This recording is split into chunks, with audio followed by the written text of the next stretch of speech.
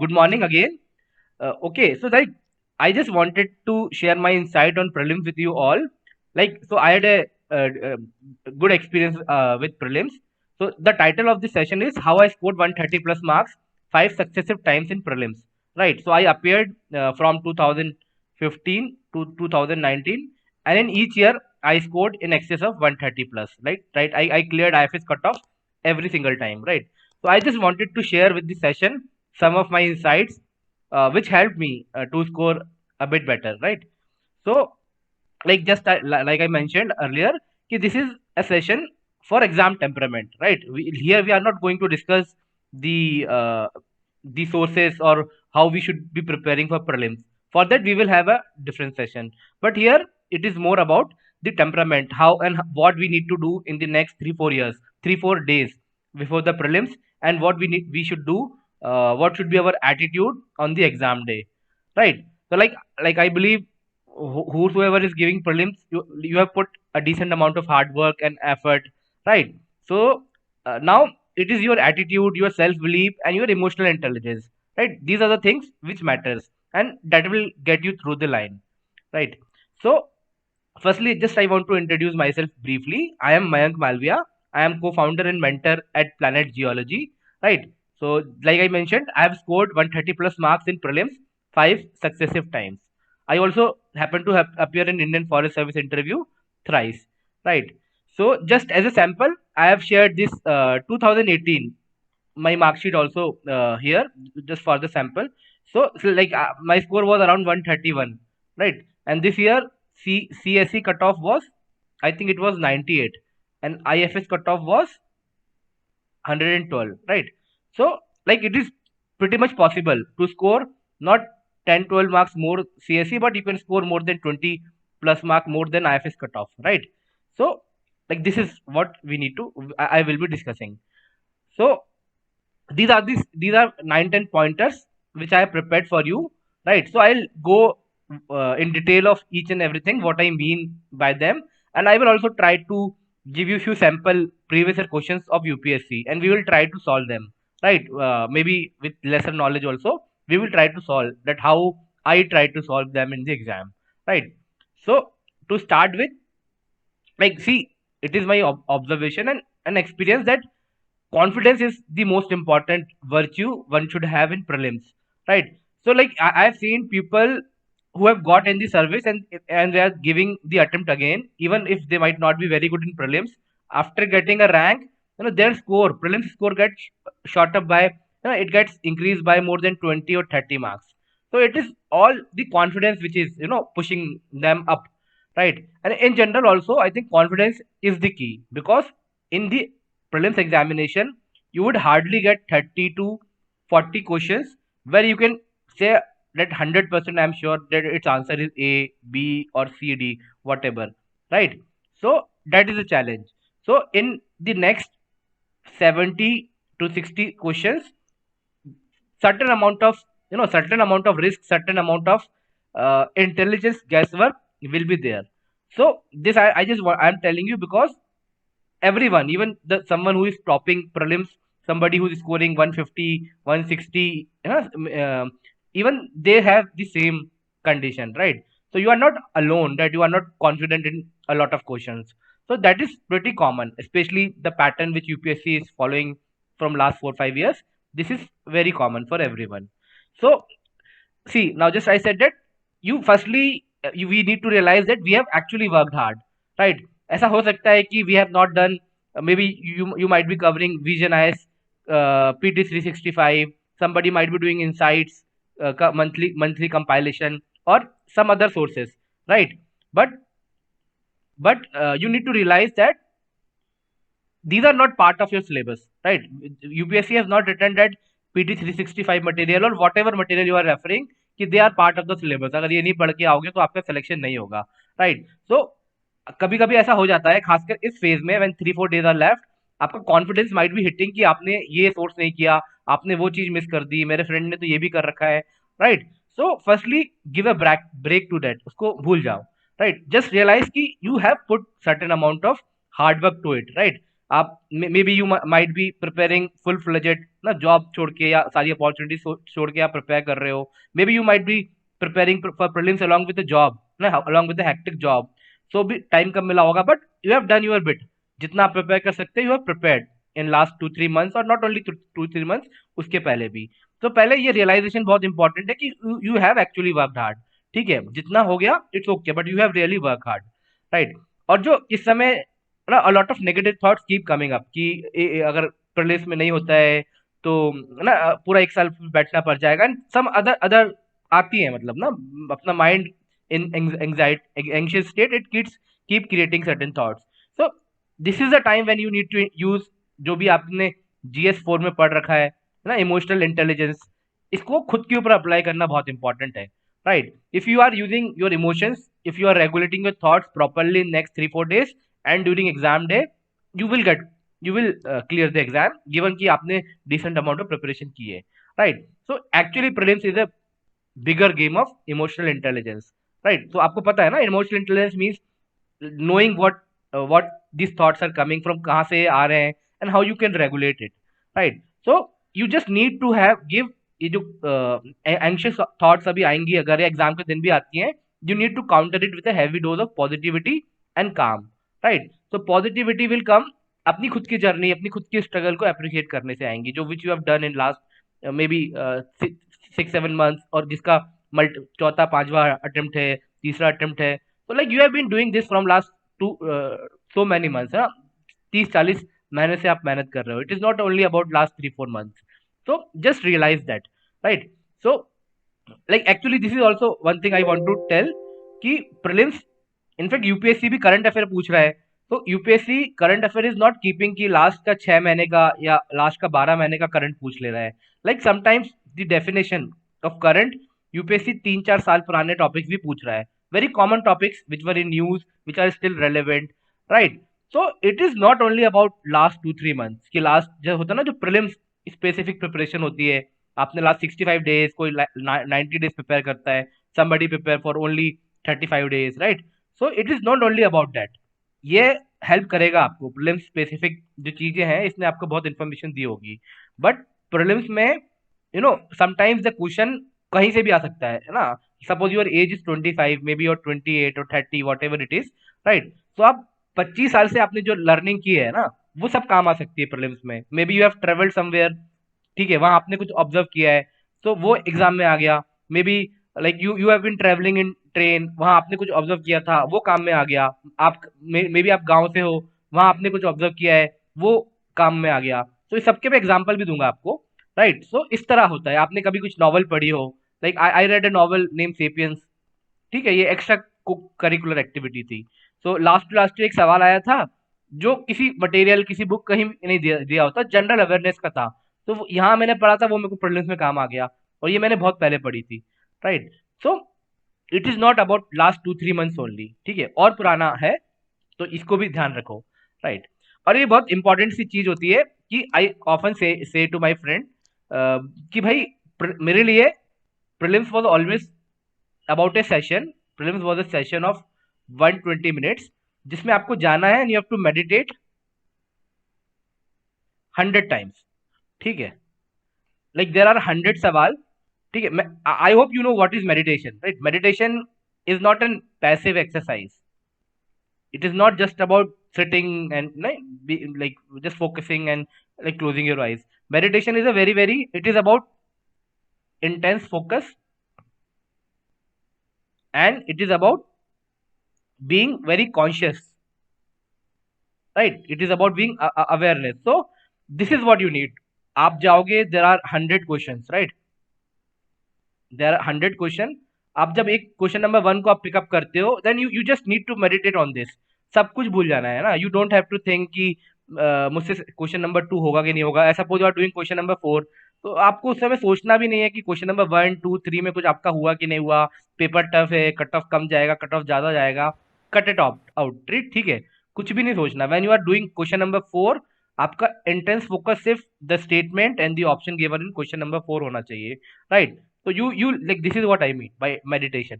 So you meditate over this. You meditate over क्या question दिया है, क्या थीम दिया है, right, whatever theme is given, what are the information you have, right, जो भी इंफॉर्मेशन आपके पास है उसको सारा बुला के लाओ इस क्वेश्चन में।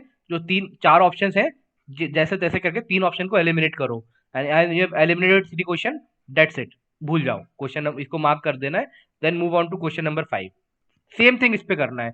You don't have to think कि मेरा फोर्थ क्वेश्चन सही होगा या नहीं होगा, बस इंटेंस फोकस होना चाहिए on question number 5, right.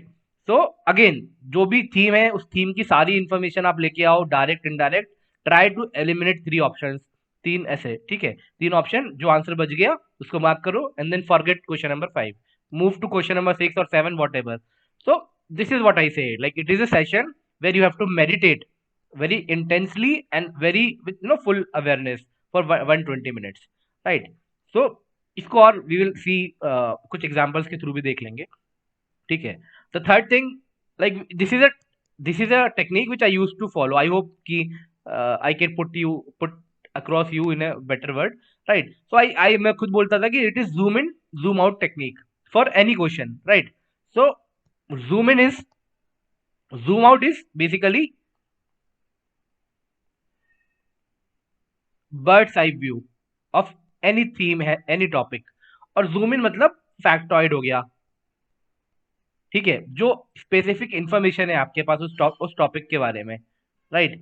So zoom in मतलब कि आप, दिस इज ऑल अबाउट जो आपने लास्ट 3-4 महीने में प्रीलिम्स स्पेसिफिक प्रिपरेशन में किया है, right. Suppose there is a question, right, suppose this is a question, this is a question, ये आई थिंक 2016 या 2018 में आया था सीएससी प्रीलिम्स में ही। तो मेरे हिसाब से this was a difficult question, right, क्योंकि ये जनरली बुक्स में मिलता नहीं है, ठीक है। तो this was the question on which of the following can you find bureau of energy efficiency star level, right. तो आपने सुना होगा ना, रेटिंग सिस्टम चलता है आजकल, एयर कंडीशंस जो आती हैं 3 स्टार 5 स्टार रेटिंग्स आती हैं, सेम रेफ्रिजरेटर में आ रहा है, ठीक है, 1 स्टार से लेके 5 स्टार तक रेटिंग चल रही होती है। तो ये उसी चीज में कुछ पूछना चाह रहा है, but I was not aware much about it, कि मैंने स्पेसिफिक कभी पढ़ा नहीं था। जनरल नॉलेज से, जनरल अवेयरनेस से पता था कि हाँ ऐसा कुछ होता है, ठीक है। तो इसमें ऑप्शन दिया उन्होंने, ceiling fan, electric geyser, and this lamp ना, फ्लोरेसेंट टेबुलर फ्लोरेसेंट लैम्प, ठीक है। तो अब सी इसको, या तो एक तरीका है कि यार तो मुझे पता ही नहीं है, मैंने तो लास्ट 3-4 महीने में इसको पढ़ा ही नहीं है, it was not there in any of the sources which I studied, right.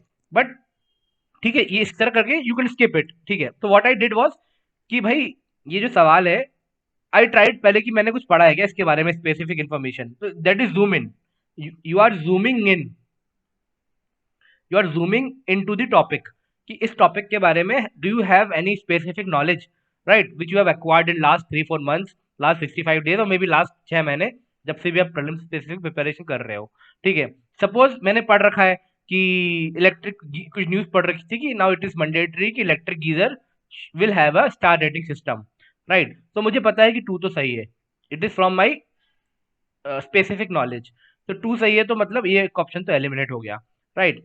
But then I don't know about it, ठीक है। अब मेरे को जब भी तीन ऑप्शन पढ़ रहा है, I just have 33% chance of getting it right, अगर मैं यहाँ पे गैस वर्क करता हूँ अंधाधुन। So now what I want to tell you is, now you need to कभी कभी ऐसे टॉपिक में जूम आउट हो जाओ, ठीक है। तो ये टॉपिक आया कहाँ से, जूम आउट मतलब take a bird's eye view of the topic, ठीक है। तो ये topic is about what, this topic is related to climate change, ठीक है, एनवायरमेंटलिज्म, जो एनवायरमेंटल अवेयरनेस चल रही है, to decrease the pollution, to increase the energy efficiency, right. Theme तो वही है ना, if you are zooming out, ये वहीं से आ रहा है।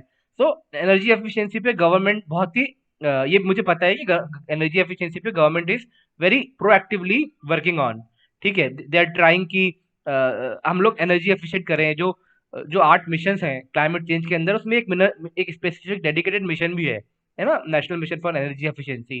तो all this things is going on. तो मुझे then this is a zoom out view. तो मुझे लग रहा है कि हो सकता है कि बहुत सारे ऐसे अप्लायंसेस हों जिसके लिए सरकार ने मैंडेटरी कर रखा हो, या फिर ये बीईए ने मैंडेटरी किया हो। Now again see the options. पहला option is ceiling fan. The ceiling fan is something जो which is like present in every house, every room ना, in whatever country you are इन।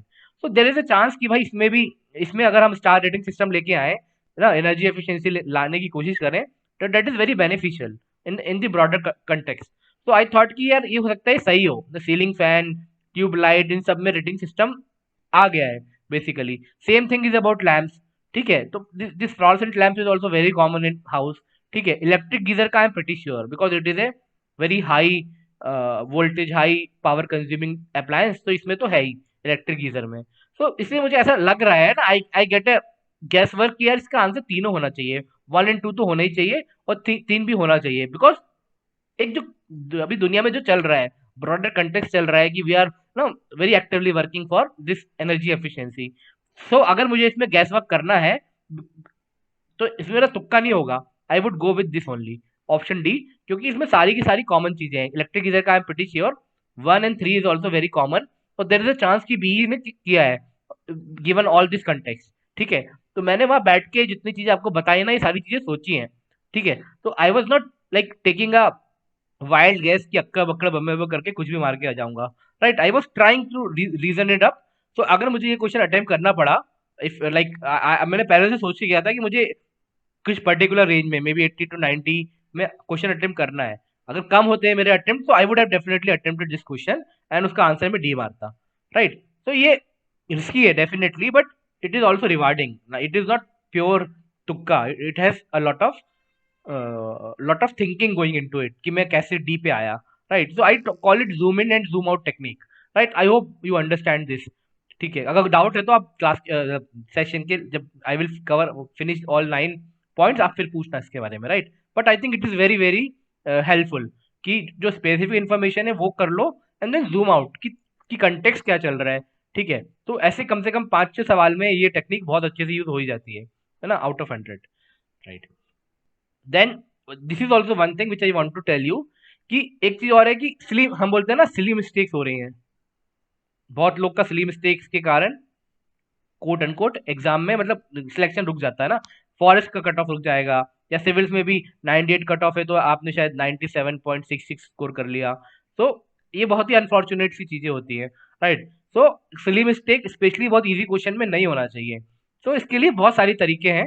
एक एक जो चीज मेरे को मैंने खुद ने की थी कि सिली मिस्टेक जब होंगी जब आप फोकस आपका चला जाएगा। फोकस जा सकता है, मे बी इन्विजिलेटर आ गया आपसे साइन करवाने, जब आपका थोड़ा सा फोकस चला गया, आपने कुछ एक ऑप्शन गलत कर दिया, राइट। और कुछ और भी चीज हो सकती है, टाइम ज्यादा हो गया, यू फील टायर्ड, या फिर ना यू फील थर्स्टी, या कोई और चीज के कारण आप पिछले क्वेश्चन पे दिमाग लगा दिया, अगले क्वेश्चन पे दिमाग लगा दिया, तो करंट क्वेश्चन गलत हो जाएगा। There are a lot of factors जिसके कारण सिली मिस्टेक्स होती हैं। सो उसका एक तरीका है, you should maintain active reading in exam, right. तो जैसे कि मैं तो जब भी एग्जाम में आता था, आई यूज टू स्टार्टिंग के 10-15 मिनट में to gain my focus, I use to murmur something, मतलब ऐसे नहीं बाहर बोलोगे तो आसपास वाला बंदा परेशान हो जाएगा, ठीक है, इन्विजिलेटर आपको डांटेगा, बट कॉन्शियसली सबकॉन्शियसली कुछ कुछ बोलते रहना है, ठीक है, अंदर ही अंदर बी इंटेंसली फोकस, ठीक है। सबसे इंपॉर्टेंट है यूज योर पेन, ठीक है। अगर जो पूरा ये बुकलेट है, ये बुकलेट है, तो इसमें you should keep using your pen. ऐसा होता है ना, कभी कभी ये क्वेश्चन है and these are option, right. So आपने इससे कुछ करके रखा है, ऐसे ये बोल रहा है, तो आपको कुछ information I, relevant information, right it here, उसको सिर्फ मन में मत रखो, राइट। अगर आपने ऑप्शन सी को एलिमिनेट कर दिया है तो मन में मत एलिमिनेट करो, यूज योर पेन, काटते रहो, be active, keep using your pen, ठीक है।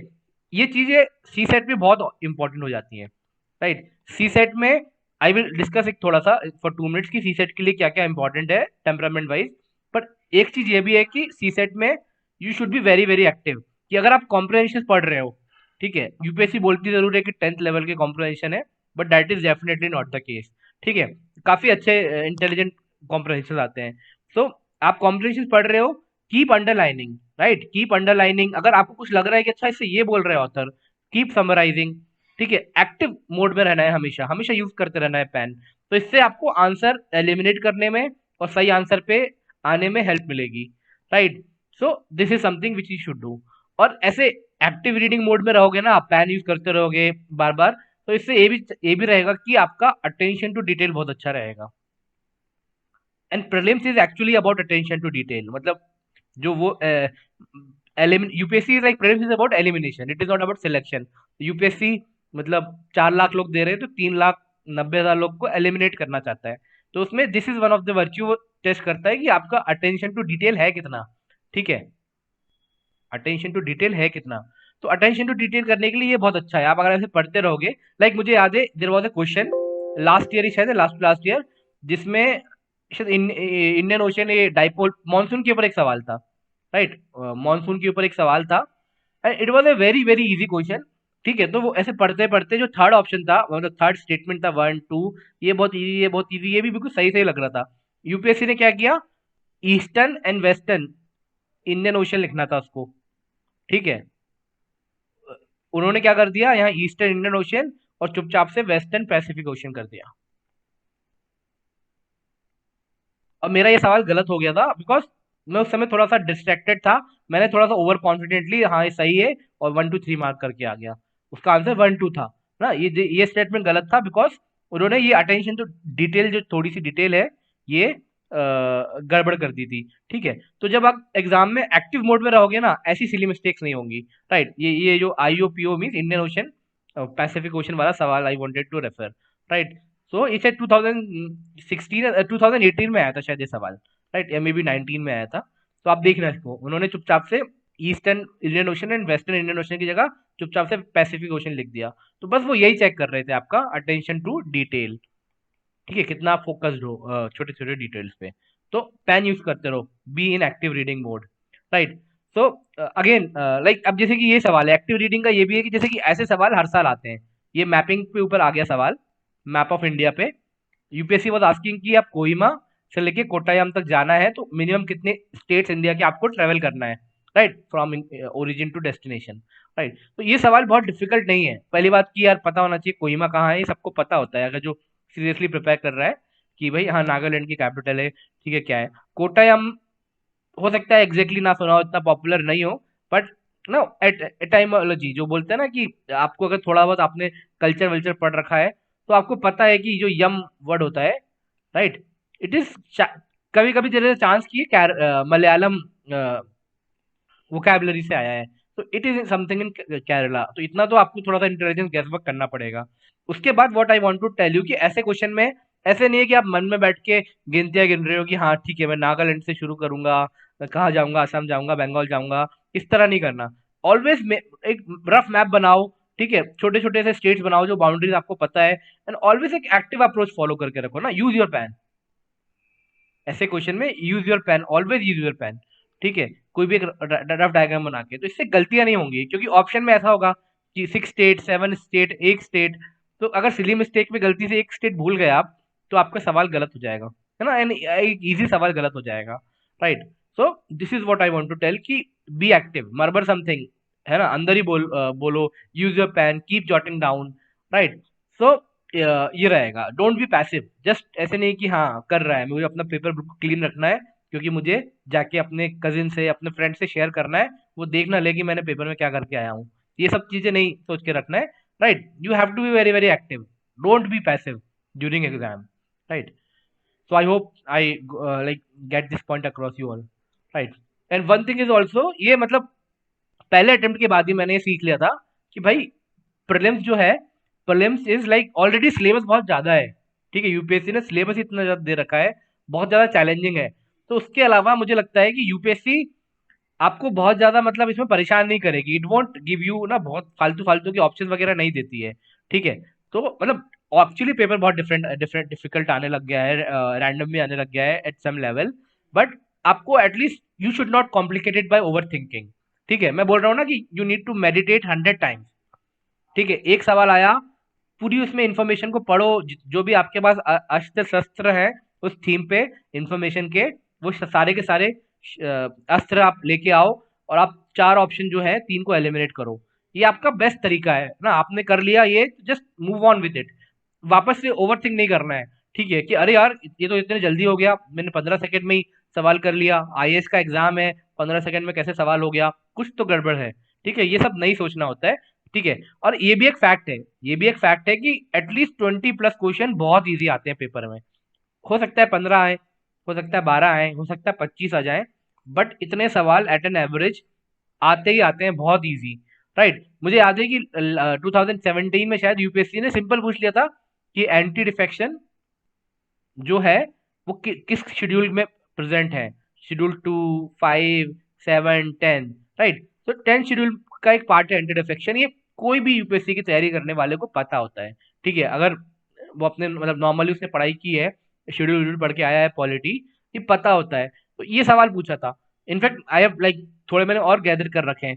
ये जन धन योजना है ना, प्रधानमंत्री जन धन योजना। अभी तो चलो थोड़ी पुरानी भी हो गई है। जब आई थी इसको बहुत ज्यादा पॉपुलराइज किया था प्राइम मिनिस्टर ने, है ना, सब लोगों ने, फाइनेंशियल इंक्लूजन पे। तो ये बहुत ही ज्यादा इजी सवाल था, यूपीएससी ने डायरेक्टली पूछ लिया। और ऑप्शन भी था कि promoting financial inclusion in the country, simple. तो ऐसा नहीं है कि आपने जन धन योजना पढ़ा, आप देखो नहीं सेल्फ हेल्प ग्रुप नहीं है, नॉट रिगार्डिंग लोन, ठीक है, it is about financial inclusion, C मारो and move on. It won't take more than 10 to 15 second. But कभी कभी अगर आप ओवर थिंक करने लगोगे ना, like one of my roommate, he over think यार, मुझे पता है Jan Dhan Yojana is about opening zero amount, zero balance bank account and all this thing. But उसको लगा कि यार ये इतना इजी कैसे हो गया। तो फिर देन कुछ ही स्टार्टेड ओवर थिंकिंग कि actually it is about zero balance bank account है। So it is about basically financial help to marginalized community and all, you know, only for poor, it is only for poor people and all this thing he started thinking। and उसने इसको गलत करके D मार के आ गया, right, and he missed the cut off that year by 0 point like 3-4 marks only, right। तो ये तो बहुत अनफॉर्चुनेट है ना। Be confident, be have some self belief. ऐसा होता है, इस चीज को याद रख के जाओ कि 20 सवाल ऐसे आएंगे ही जो बहुत इजी हैं, right. There are other easy question का मैंने दे रखा है। अब जैसे कि ये सवाल है, ये 2016 में आया था, ठीक है। नीति आयोग बना था उसके 6-8 महीने बाद ये सवाल पूछा था कि the government of India has established NITI Aayog to replace planning commission, ठीक है। ये मतलब इंडिया के 90% जो लोग पढ़ रहे हो ना, प्रिपेयर कर रहे हो, 99% लोगों को पता होगा ये, ठीक है। बट इसमें फिर ओवर थिंक नहीं करना है, ऐसे सवाल आते हैं, it won't take more than 10 second. जितना टाइम आपको क्वेश्चन पढ़ने में लगेगा, ऑप्शन पढ़ने में लगेगा, that is the time to solve such question. So easy सवाल भी आते हैं, ठीक है, ये फैक्ट है। और भी इजी सवाल है, जैसे कि this the term two state solution. अगर आप 1-2 साल से प्रिपेयर कर रहे हो एंड आपने इंटरनेशनल रिलेशन फॉलो कर रहे हो, तो for a UPSC aspirant a two state solution बहुत ही इजी सवाल है ना। He know it is about Israel Palestine dispute, right. So ये कुछ सोचने की बात नहीं है, सीधे टिक मारो and go ahead. Then again I have seen few people जो इसको भी कॉम्प्लिकेट कर देंगे कि यार टू स्टेट सोल्यूशन उनको लग तो रहा है कि इजराइल से रिलेटेड है, but then they will think यार कहीं Islamic State, like this is what something a friend of mind did. तो शी वाज थिंकिंग कि यार maybe it is related to Islamic State और समथिंग, राइट। उसको state state कुछ हो गया and like she happened to have, you know what, I think PSIR as the option only। तो पता नहीं क्या ज्यादा पढ़ लिया था, क्या हुआ था, एंड उसने कुछ और मार्क करके आ गई, इराक या समथिंग और मार्क करके आ गई। तो डोंट डू सच ब्लंडर ना, easy questions are part of your paper ना। Similarly this is Golan Heights, ठीक है। अगर आपने प्रिपेयर किया है अच्छे से, थोड़ा डिटेल में पढ़ा है इसराइल का इशू, तो यू नो कि Golan Height is an area in Israel, it is a disputed area between Israel Palestine, और मे be Jordan is also involve, right. So simple है, मतलब this is part of Middle East only, right, ये पूरा का पूरा area. But ये सब पता होने के बाद भी समटाइम पीपल ओवर थिंक कि यूपीएससी ने कुछ ट्रैप किया है, तो मे बी ये वाला area is not part of Middle East and maybe it is part of Central Asia और समथिंग लाइक दैट, और लोग गलत करते हैं।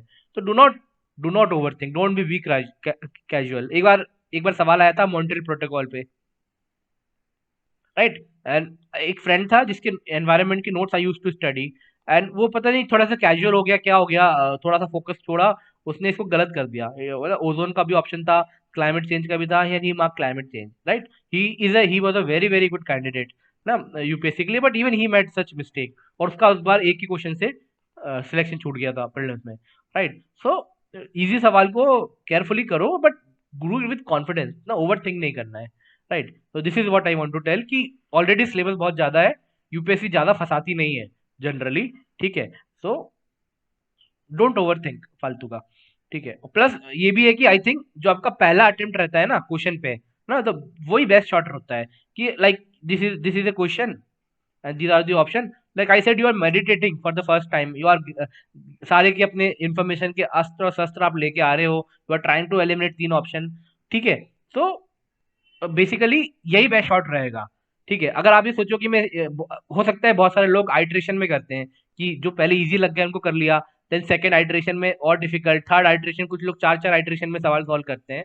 But I would personally not recommend कि आप बहुत सारे आइट्रेशन लो, ठीक है। Maximum 2 iteration is more than sufficient. ये सवाल यहाँ बन गया, बन गया। आपने इतना दिमाग लगाया, इतना एनर्जी दी है, एंड आपने इसको 1 2 3 4 दो एलिमिनेट कर दिए, ए बी सी डी, आपने ए और बी को एलिमिनेट कर दिया। ठीक है, सी और डी में कंफ्यूज हो तो may B you can come कि मैं इसको लेटर आगे कर लूंगा, सी और डी में मार्क करना है कि नहीं करना। बट आई स्टिल फील कि आपका फर्स्ट शॉट ही बेस्ट शॉट रहेगा कि डिसाइड करना है कि सी मानना है या डी मानना है, अगर आपको गेस करना है इस सवाल में। क्योंकि जब आप सेकंड टाइम में आओगे ना, आपको वापस से एनर्जी लगाना पड़ेगा, वो सारे अपने इन्फॉर्मेशन के लाके इसको फिर समझना पड़ेगा, and then again you have to go through the option. ठीक है, तो मुझे अभी भी लगता है कि फर्स्ट शॉट बेस्ट शॉट होता है। अगर कोई सवाल बहुत ही डिफिकल्ट है, समझ में ही नहीं आ रहा, तो छोड़ दो, उसको बाद में करना। बट अगर आपने एनर्जी दे दी है उसमें, ठीक है, ऑप्शन एलिमिनेट कर दिए हैं, then I think first attempt ही बेटर अटेम्प्ट होता है। First shot at the question, है ना, first iteration is the best iteration, right. उसके बाद एक और सवाल होता है कि कुछ लोग बोलते हैं sir from where I should start, कि set A B, I think चार तीन चार सेट आते हैं ए बी सी डी। तो हर सेट में क्वेश्चन का स्टार्टिंग में हो सकता है कि सेट ए में हिस्ट्री से शुरू हो, बी में ज्योग्राफी से, सी में पॉलिटी से, इसमें इकोनॉमिक्स से, राइट। सो आपको कहाँ से शुरू करना चाहिए, right. So like again it depends on you, right. तो कुछ लोग को ओसीडी होती है ना, like they have this compulsive disorder, कि मुझे भाई अगर 1 से लेके 100 तक ही जाना है ना, भले दुनिया पलट जाए, मैं ऑर्डर नहीं चेंज करूंगा। है, suppose like it happened with me कि मेरे को ना हिस्ट्री थोड़ी सी डिफिकल्ट लगती थी, कि यार शायद मेरे को उतना कॉन्फिडेंस नहीं आता था। तो मैंने देखा कि यार मेरे जो फर्स्ट तीनों अटेम्प्ट के प्रीलिम्स में, मैं ना पहला नंबर का क्वेश्चन हिस्ट्री से ही शुरू होता था। ठीक है, तो मॉक में भी मैंने देखा, कभी कभी मॉक फुल टेस्ट मॉक दो ना, तो हिस्ट्री पहले होता था। तो मैंने देखा कि जब भी हिस्ट्री पहले होता है, ठीक है, लेवल ऑफ क्वेश्चन सेम ही है, बट मेरा स्कोर पता नहीं क्यों कम हो जाता है, कम से कम 5 से 10 मार्क्स से। ठीक है, ये मेरा खुद का एनालिसिस था मॉक टेस्ट देने का। और जहाँ पे may be geography was my strong point, environment was my strong point, अगर एनवायरमेंट के सवाल आ रहे हैं तो मेरा स्कोर 10 नंबर एडिशनल बढ़ जाता था। ठीक है, तो देन वहीं से मैंने ये डिसाइड किया कि आई विल स्टार्ट रैंडमली। मैं बुकलेट खोलता हूँ पहले, आई जस्ट चेक कि हाँ पूरे पेज है कि नहीं, एंड पलटते पलटते मुझे जो भी फैमिलियर थीम दिख जाती है ना, मैं उससे शुरू कर देता हूँ। क्योंकि कितना भी आप प्रिपेयर करके जाओ, शुरू के 2 से 4 मिनट यार नर्व्स रहती हैं, ठीक है, सब में रहती हैं। प्रीलिम्स में अगर आपने अच्छे से प्रिपेयर किया है सीरियसली, ठीक है, कोई भी अटेम्प्ट हो आपका, पहला हो या छठवा हो, ठीक है, तो उसको नर्व्स को थोड़ा सा काम डाउन करने के लिए बेस्ट होता है कि आप क्वेश्चन सॉल्व करने लगो, आपका फोकस बढ़ जाए। तो मैं तो यही करता हूँ, बुकलेट मिलती है ना, ये स्टार्टेड है ना, उसको पलटाता रहूंगा पेजेस, और जहां भी मुझे फैमिली थीम दिख गई, ठीक है, मान लो एक बार मुझे याद था कि आई गॉट ए क्वेश्चन, ये वाला क्वेश्चन मिला, मतलब लास्ट क्वेश्चन वाज,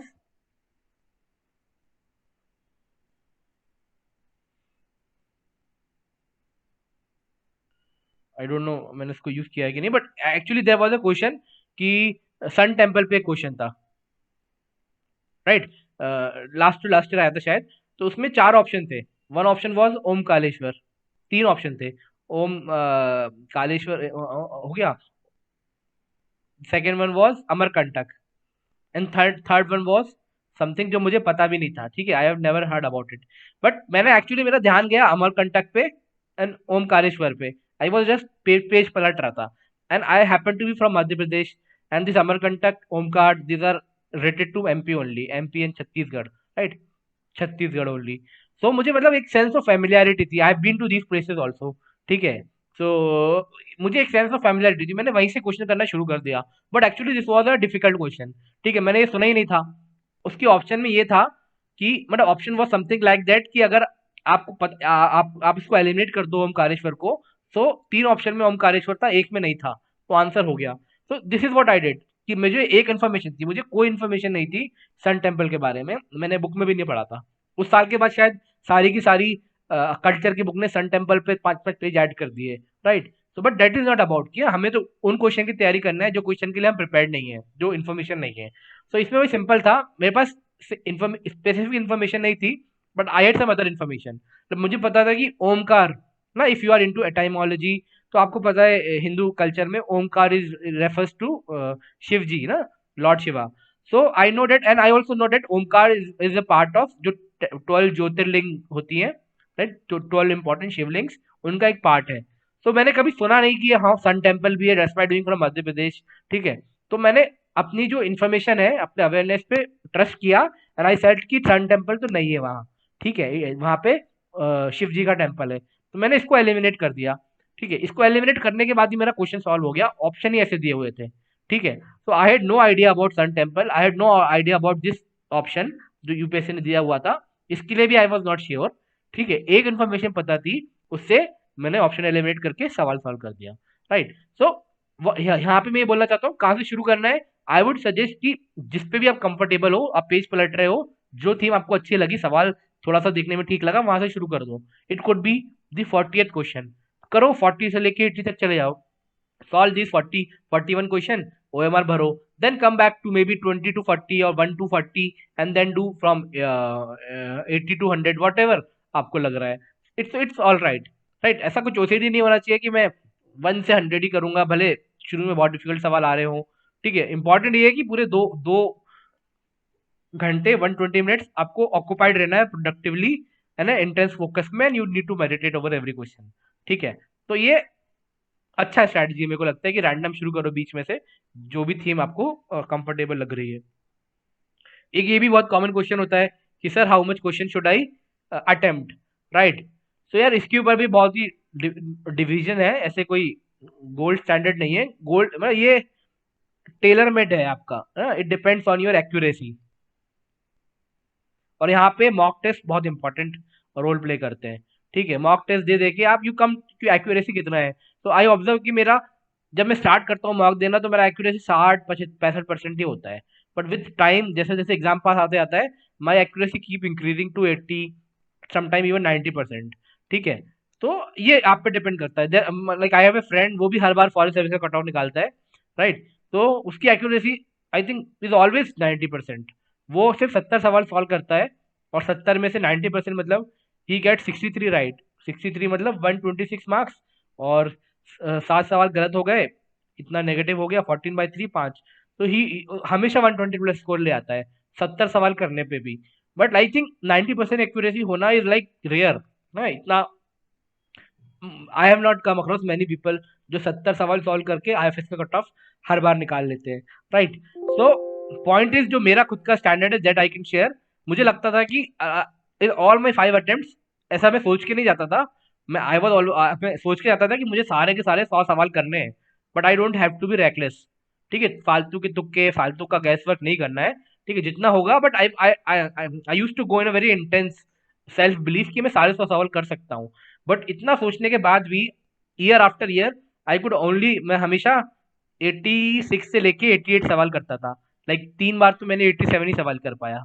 तो इट वॉज नॉट समथिंग कि जो मैं सोच के आता था कॉन्शियसली, बट ये हो जाता था। तो मुझे ये लगता है कि if you are targeting IFS, Indian Forest Service का cut off, you should score somewhere, you should attempt somewhere between 82 to 93 question. ठीक है, 93 से ज्यादा मुझे लगता है कभी कभी it might B bit reckless. 82 से come is also little dangerous अगर आईएफएस टारगेट कर रहे हो। और अगर सीएससी का ही कट ऑफ टारगेट कर रहे हो, ऑब्वियसली मैक्सिमाइज करो, 95 कर सकते हो कर लो। ठीक है, बट मुझे लगता है कि एनीथिंग लेस देन 75, इस अभी जो माहौल चल रहा है, इतना कंपटीशन है, anything less than 75 is bit low. Right, so I would recommend यही रेंज, इस रेंज में कोशिश करो, अटेम्प्ट कर सकते हो 82 से 93। ठीक है, 75 तो करने ही है इन एनी केस प्रीलिम्स में। बाकी ऑब्वियसली यूज योर इंटेलिजेंस। अगर मान लो ऐसा हो गया कि 2021 में हिस्ट्री का सबसे डिफिकल्ट पेपर आ गया, कुछ बन ही नहीं रहा है, ठीक है, तो हो सकता है कि उसमें 65 सवाल करने पे भी हो जाए, तो that will be a special case. But from last 5 years 2015 से 20 तक की मैं बताऊं, तो ये ट्रेंड है। अगर आपको फॉरेस्ट क्लियर करना है, need to attempt at least 80 question, और 75 तो करने चाहिए सिविल्स के लिए। राइट, और I use to score somewhere around 86 to 88, है ना, और इसमें मेरा हमेशा 130 प्लस स्कोर आया है। राइट, सो मेरा टारगेट यही होता था कि to get 70 question right. Right, 70 question right हो जाएंगे तो 140 मार्क्स तो हो गए। और अगर आपने 100 पे अटेम्प्ट कर दिए, 3 गलत भी हो गए, तो इतना नेगेटिव हो जाएगा 20 का। तो even then you will get 120, and 120 is always safe for IFS. Right, अभी तो मुझे लगता है इस बार कट ऑफ 110 भी नहीं गया इन 2020, उसके पहले 112 गया था। तो cut off is also coming down. IFS का भी एक बार 135 भी गया है 2016 में। तो उस साल पेपर बहुत ईजी आ गया था, करंट अफेयर बेस्ड आ गया था। तो इट डिपेंड्स कि यूजर इंटेलिजेंस, बट ये आइडियल है मुझे लगता है ना, अभी के वर्ल्ड में आइडियल सिनेरियो है 82 टू 93 सवाल। ठीक है। बाकी हाँ, ये भी बहुत ज्यादा इंपॉर्टेंट है एग्जाम टेम्परामेंट के लिए। अभी मले ही मतलब 3 दिन बचा है, बट अगर आपने ये सब नहीं किया ना तो डू दिस। ठीक है। तो भाई एग्जाम डे, लाइक मैं बोल रहा था, it is about confidence, right, and self belief, being काम। ठीक है, ये सारी वैल्यूज होना चाहिए। तो वॉट एवर जो इन चीजों को हिलाए, है ना, इन चीजों को कम करे, उसको अवॉइड करो। ठीक है। सो के एग्जाम डे की रूटीन एंड एग्जाम डे का लॉजिस्टिक को पहले से बिफोर एंड तैयार करके रखो। तो सबसे पहले तो आपका रूटीन, मुझे लगता है अभी कुछ लोग होते हैं जो रात में पढ़ते हैं ना, 5 बजे तक पढ़ते हैं रात में, मॉर्निंग में 12 बजे उठते हैं। ठीक है। तो डेट इज वो भी बढ़िया है। ठीक है। लेकिन अभी एग्जाम वाले दिन में 9:30 टू 11:30 इज द टाइम जब आपका दिमाग पीक पे होना चाहिए, right. You are able to focus the most in this time, 9:30 to 11:30। तो अपना रूटीन सेट करने का टाइम आ गया है, राइट। मेंस में तो बहुत डिफिकल्ट होगा अगर आपका रूटीन ऐसा है, मतलब अगर आपने ठीक नहीं किया ऐसा रूटीन, तो बहुत टॉपर्स का होता है। ठीक है, बट वो ठीक कर लेते हैं एग्जाम के पहले। प्रीलिम्स में जब भी चल जाता है ना, मैनेज हो जाता है। अगर रूटीन नहीं भी ठीक हो रहा है, इट्स ऑल राइट, 2 घंटे आप कर लोगे फोकस, कोई इशू नहीं होता। ठीक है, 2 घंटा is not that big a time, but at least अपना लॉजिस्टिक वगैरह जो है वो अरेंज करके रखो। ठीक है। अगर जैसे कि कभी कभी कुछ लोग को होता है ना, एंग्जाइटी होती है कि लॉजिस्टिक इन द सेंस कि सबसे पहले विजिट योर सेंटर। ठीक है, पहले से पता होना चाहिए कि भाई सेंटर कितना दूर है, स्पेशली अगर आप दिल्ली में हो या ऐसा मतलब बिग सिटी जहाँ पे सेंटर बहुत दूर दूर होते हैं, ट्रैफिक का इशू हो सकता है अगर। ठीक है, तो वो सब चीजों को नलीफाई करके रखो। अगर मान लो your centre is 25 kilometre from your home, ठीक है, सो इट इज बेस्ट कि आप इसके 4-5 किलोमीटर के रेडियस के अंदर ही रहो ना। बुक है होटल, कुछ नहीं फर्क पड़ता, एक बार का तो है, इतना वैसे ही भी टाइम एनर्जी दिया हुआ है आपने, तो it won't be much factor. अगर थोड़ा बहुत यहाँ पे खर्च हो जाता है या कुछ और हो जाता है, तो एटलीस्ट बुक का होटल जो आपको टाइम कम कर दे, 15 मिनट के अंदर आप वहां पहुंच जाओ। ठीक है। अगर मान लो आपको लगता है कि मॉर्निंग में आपके घर में वाटर सप्लाई का इशू है, ठीक है, कि हो सकता है मॉर्निंग में पानी नहीं आए, मैं नहा नहीं पाऊंगा, फ्रेश नहीं हो पाऊंगा, जाऊंगा कैसे एग्जाम देने, तो ये सब एंग्जाइटी है, ऐसा हो सकता है, बहुत जगह हो जाता है। तो फिल बकेट्स, रात में बकेट भर के रखो। ये सब चीजें आप you need to fantasize, you need to visualize कि उस दिन में क्या क्या नीड होने वाली है, क्या रूटीन होगा, उसके हिसाब से सब कुछ अप टू डेट करके रखो। ठीक है। तो ऑल दीज थिंग्स सुनने में लगती हैं बहुत छोटी हैं, बट ये सारी की सारी आपको बेसिकली एंग्जाइटी कम करेंगी आपकी। और यही सबसे इंपॉर्टेंट चीज है कि एंग्जाइटी बहुत कम होना चाहिए। ठीक है। उसके बाद यू शुड कैरी वाटर, मेरे हिसाब से you should also carry 2 chocolate in the centre. ठीक है। तो मुझे लगता है most of the centre allow कर देते हैं, कभी कभी कुछ सेंटर में इन्विलेटर वियर्ड से होते हैं तो दे डोंट अलाउ। तो मुझे मुझे लगता था मैं 9:30 टू 10:30 बहुत इंटेंस मोड में होता था, क्वेश्चंस के सॉल्व कर रहे हो। हो सकता है 10:30 के आसपास थोड़ा सा ब्रेन फटीग हो जाता है। ठीक है, कुछ लोगों को होता है। तो उस समय you can take a 30 second break, और उस समय यू कैन मंच अ चॉकलेट। ठीक है। तो वापस से आपको शुगर मिल गया, वापस से you energize yourself, then again, है ना, फ्रॉम 10:31 टू 11:30 आप फिर से इंटेंसली मेडिटेटिव स्टेट में चले जाओ। ठीक है, क्वेश्चन सॉल्विंग। तो मुझे को ये अच्छा स्ट्रैटेजी लगता है। अगर आपको लग रहा है कि, है ना, मॉक देने से लगता था कि 1 घंटे बाद थोड़ा सा टायरिंग हो जाता है। Also this is a phase, 60 minute से लेके 90 मिनट्स, जब आपका ब्रेन स्टार्ट ना लिटिल बिट टायरिंग, तो इस समय सिली मिस्टेक्स होने लगती हैं। ठीक है। सो बस find a way to recharge itself, maybe just a couple of sip of water may do. ठीक है, whatever work for you. I use to carry chocolate, ठीक है, एंड आई यूज टू मंच, 1-2 bite ले लेता था मैं। But कभी कभी ये एक बार ऐसा हुआ था कि आई वॉज इन गुड़गांव में भी, ठीक है, वहां पे इन्विजिलेटर, कम भी थे बच्चे, 5 या 6 ही लोग बैठे हुए थे उस रूम में, और इन्विजिलेटर सॉ मी कि मैं बाइट ले रहा हूँ, और वो आई और मेरी चॉकलेट छुड़ा के ले गई, right. I don't know what she was thinking कि तुम कैसे खा रहे हो, मैं नहीं खा, हम लोग नहीं खा रहे करके चॉकलेट छुड़ा के ले गई। तो भाई just be ready for that scenario also, भाई ले गई तो ले जाओ। ठीक है, उसके ऊपर फिर एंक्शियस नहीं होना, बहस नहीं करना, हाँ ठीक है। ठीक है। तो उसके लिए भी रेडी रहो उस सिनेरियो के लिए। अदरवाइज आप बहस करोगे तो आपके 2-3 मिनट और वेस्ट होंगे, उससे 1-2 सवाल पे इम्पैक्ट पड़ेगा, राइट। तो this is something which I use to do, कि I use to carry a chocolate, और मैं 1 घंटे बाद उसको वो कर लेता था, राइट। उसके अलावा this is last thing which I want to tell, कि ये बहुत इंपॉर्टेंट है, don't burden yourself with the past, right.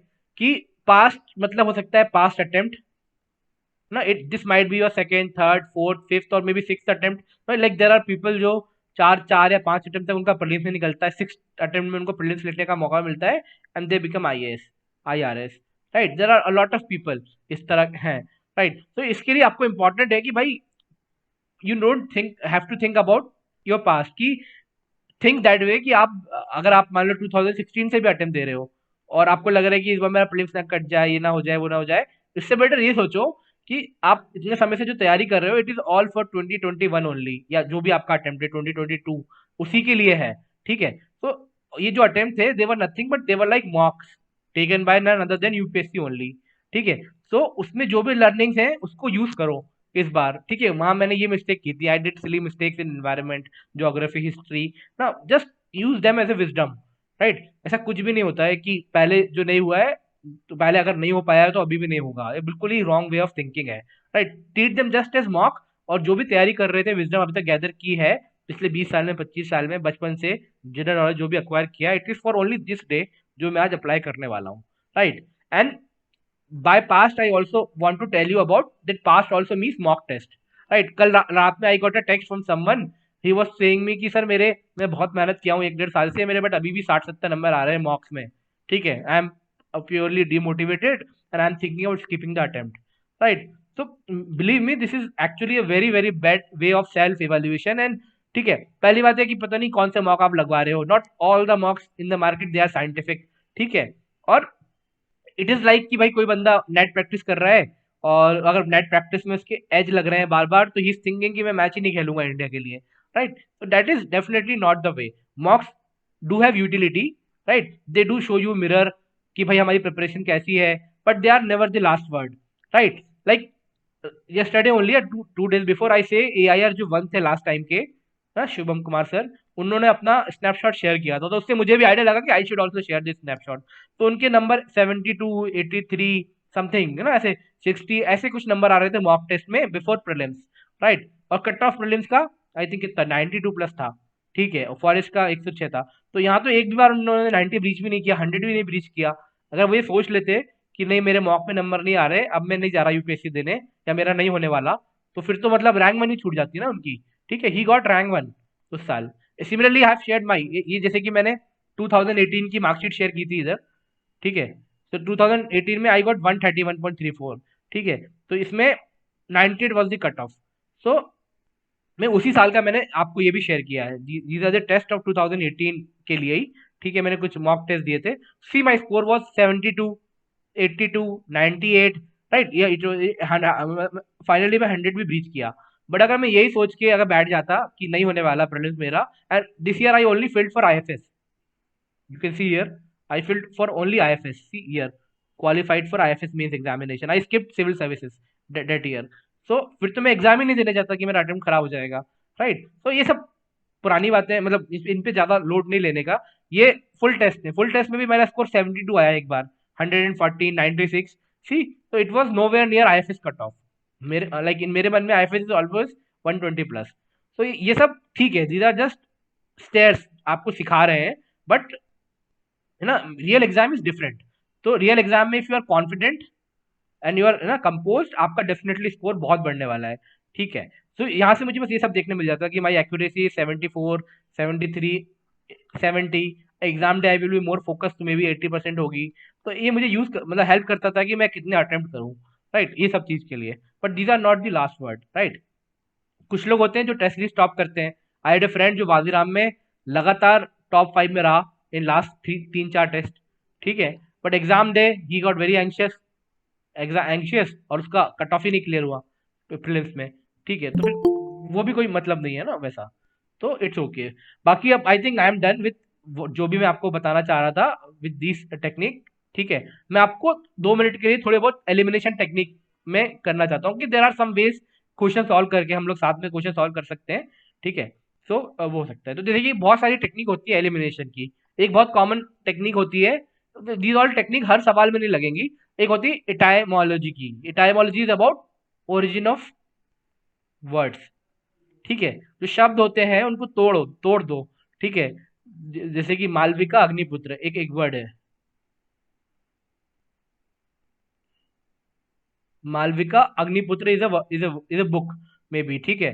तो इसमें आप अगर इसे तोड़ोगे तो ये दो वर्ड है ना, मालविका एंड अग्निमित्र, तो ये कुछ दो अलग अलग वर्ड दिख रहे हैं। Malvika might be a lady, this might be a male, right, ऐसा कुछ करके। तो अब जैसे कि एक सवाल आया था खराई केमल पे ना, मैंने कभी सुना भी नहीं था खराई केमल का नाम। I knew something about camel ना, everybody know something about camel and all these things, but Kharai camel मैंने कभी सुना भी नहीं था। But actually I was lucky कि मेरा ये लास्ट सवाल था एग्जाम में, ठीक है, फर्स्ट आइटरेशन में, एंड आई थॉट कि मेरे पास अभी भी 7-8 मिनट है, ठीक है, कुछ सवाल छूटे हुए थे, but this was my last question. तो मैं I could give some time to this question.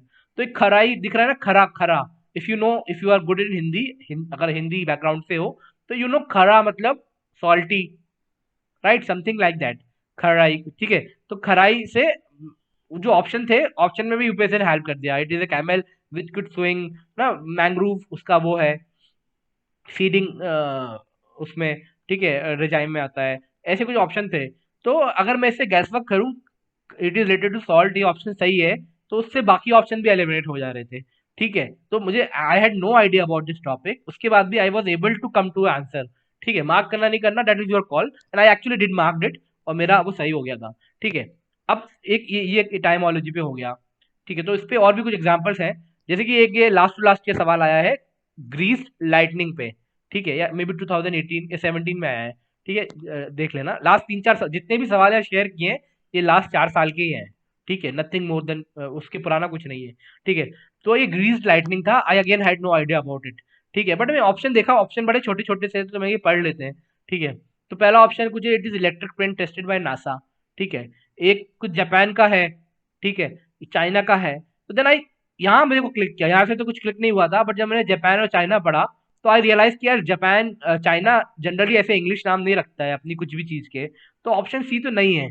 Same thing is Japan ना, मोस्टली जापान भी इतने इजी, इतने इंग्लिश नाम नहीं रखता है, greased lightning, right. Similarly India, India भी रियूजेबल रॉकेट का नाम ग्रीस लाइटनिंग तो नहीं रखने वाला है, right. We have GSLV, PSLV, फिर हमारे जो सबमरीन होते हैं उनके नाम भी कुछ एक पर्टिकुलर विक्रमादित्य है ना, ऐसे बहुत सारी चीजें हैं जो हम लोग थोड़े से इंडियन नाम होते हैं। तो मुझे लगा कि ये भी नहीं लग रहा, तो मुझे नहीं पता है इसका आंसर क्या है, बट मुझे ये दो तो पक्का है कि नहीं लग रहा, ये भी नहीं लग रहा होता तो मैंने सुना होता, ठीक है। I had intensely prepare for this exam, और मैंने सुना ही नहीं है, इसरो का कुछ काम है, और मुझे ऐसा नहीं हो सकता कि मुझे पता ना हो, बिल्कुल भी आइडिया नहीं हो, तो मैंने इसको भी एलिमिनेट कर दिया। तो बाय एलिमिनेशन मुझे लगा कि यही सही आंसर है, और मैं मार्क कराया, ठीक है। तो एट सम लेवल आप बोल सकते हो कि ये तो तुक्का हो गया सर, आपका तुक्का सही बैठ गया, राइट, तुक्का ही था, because I had no idea.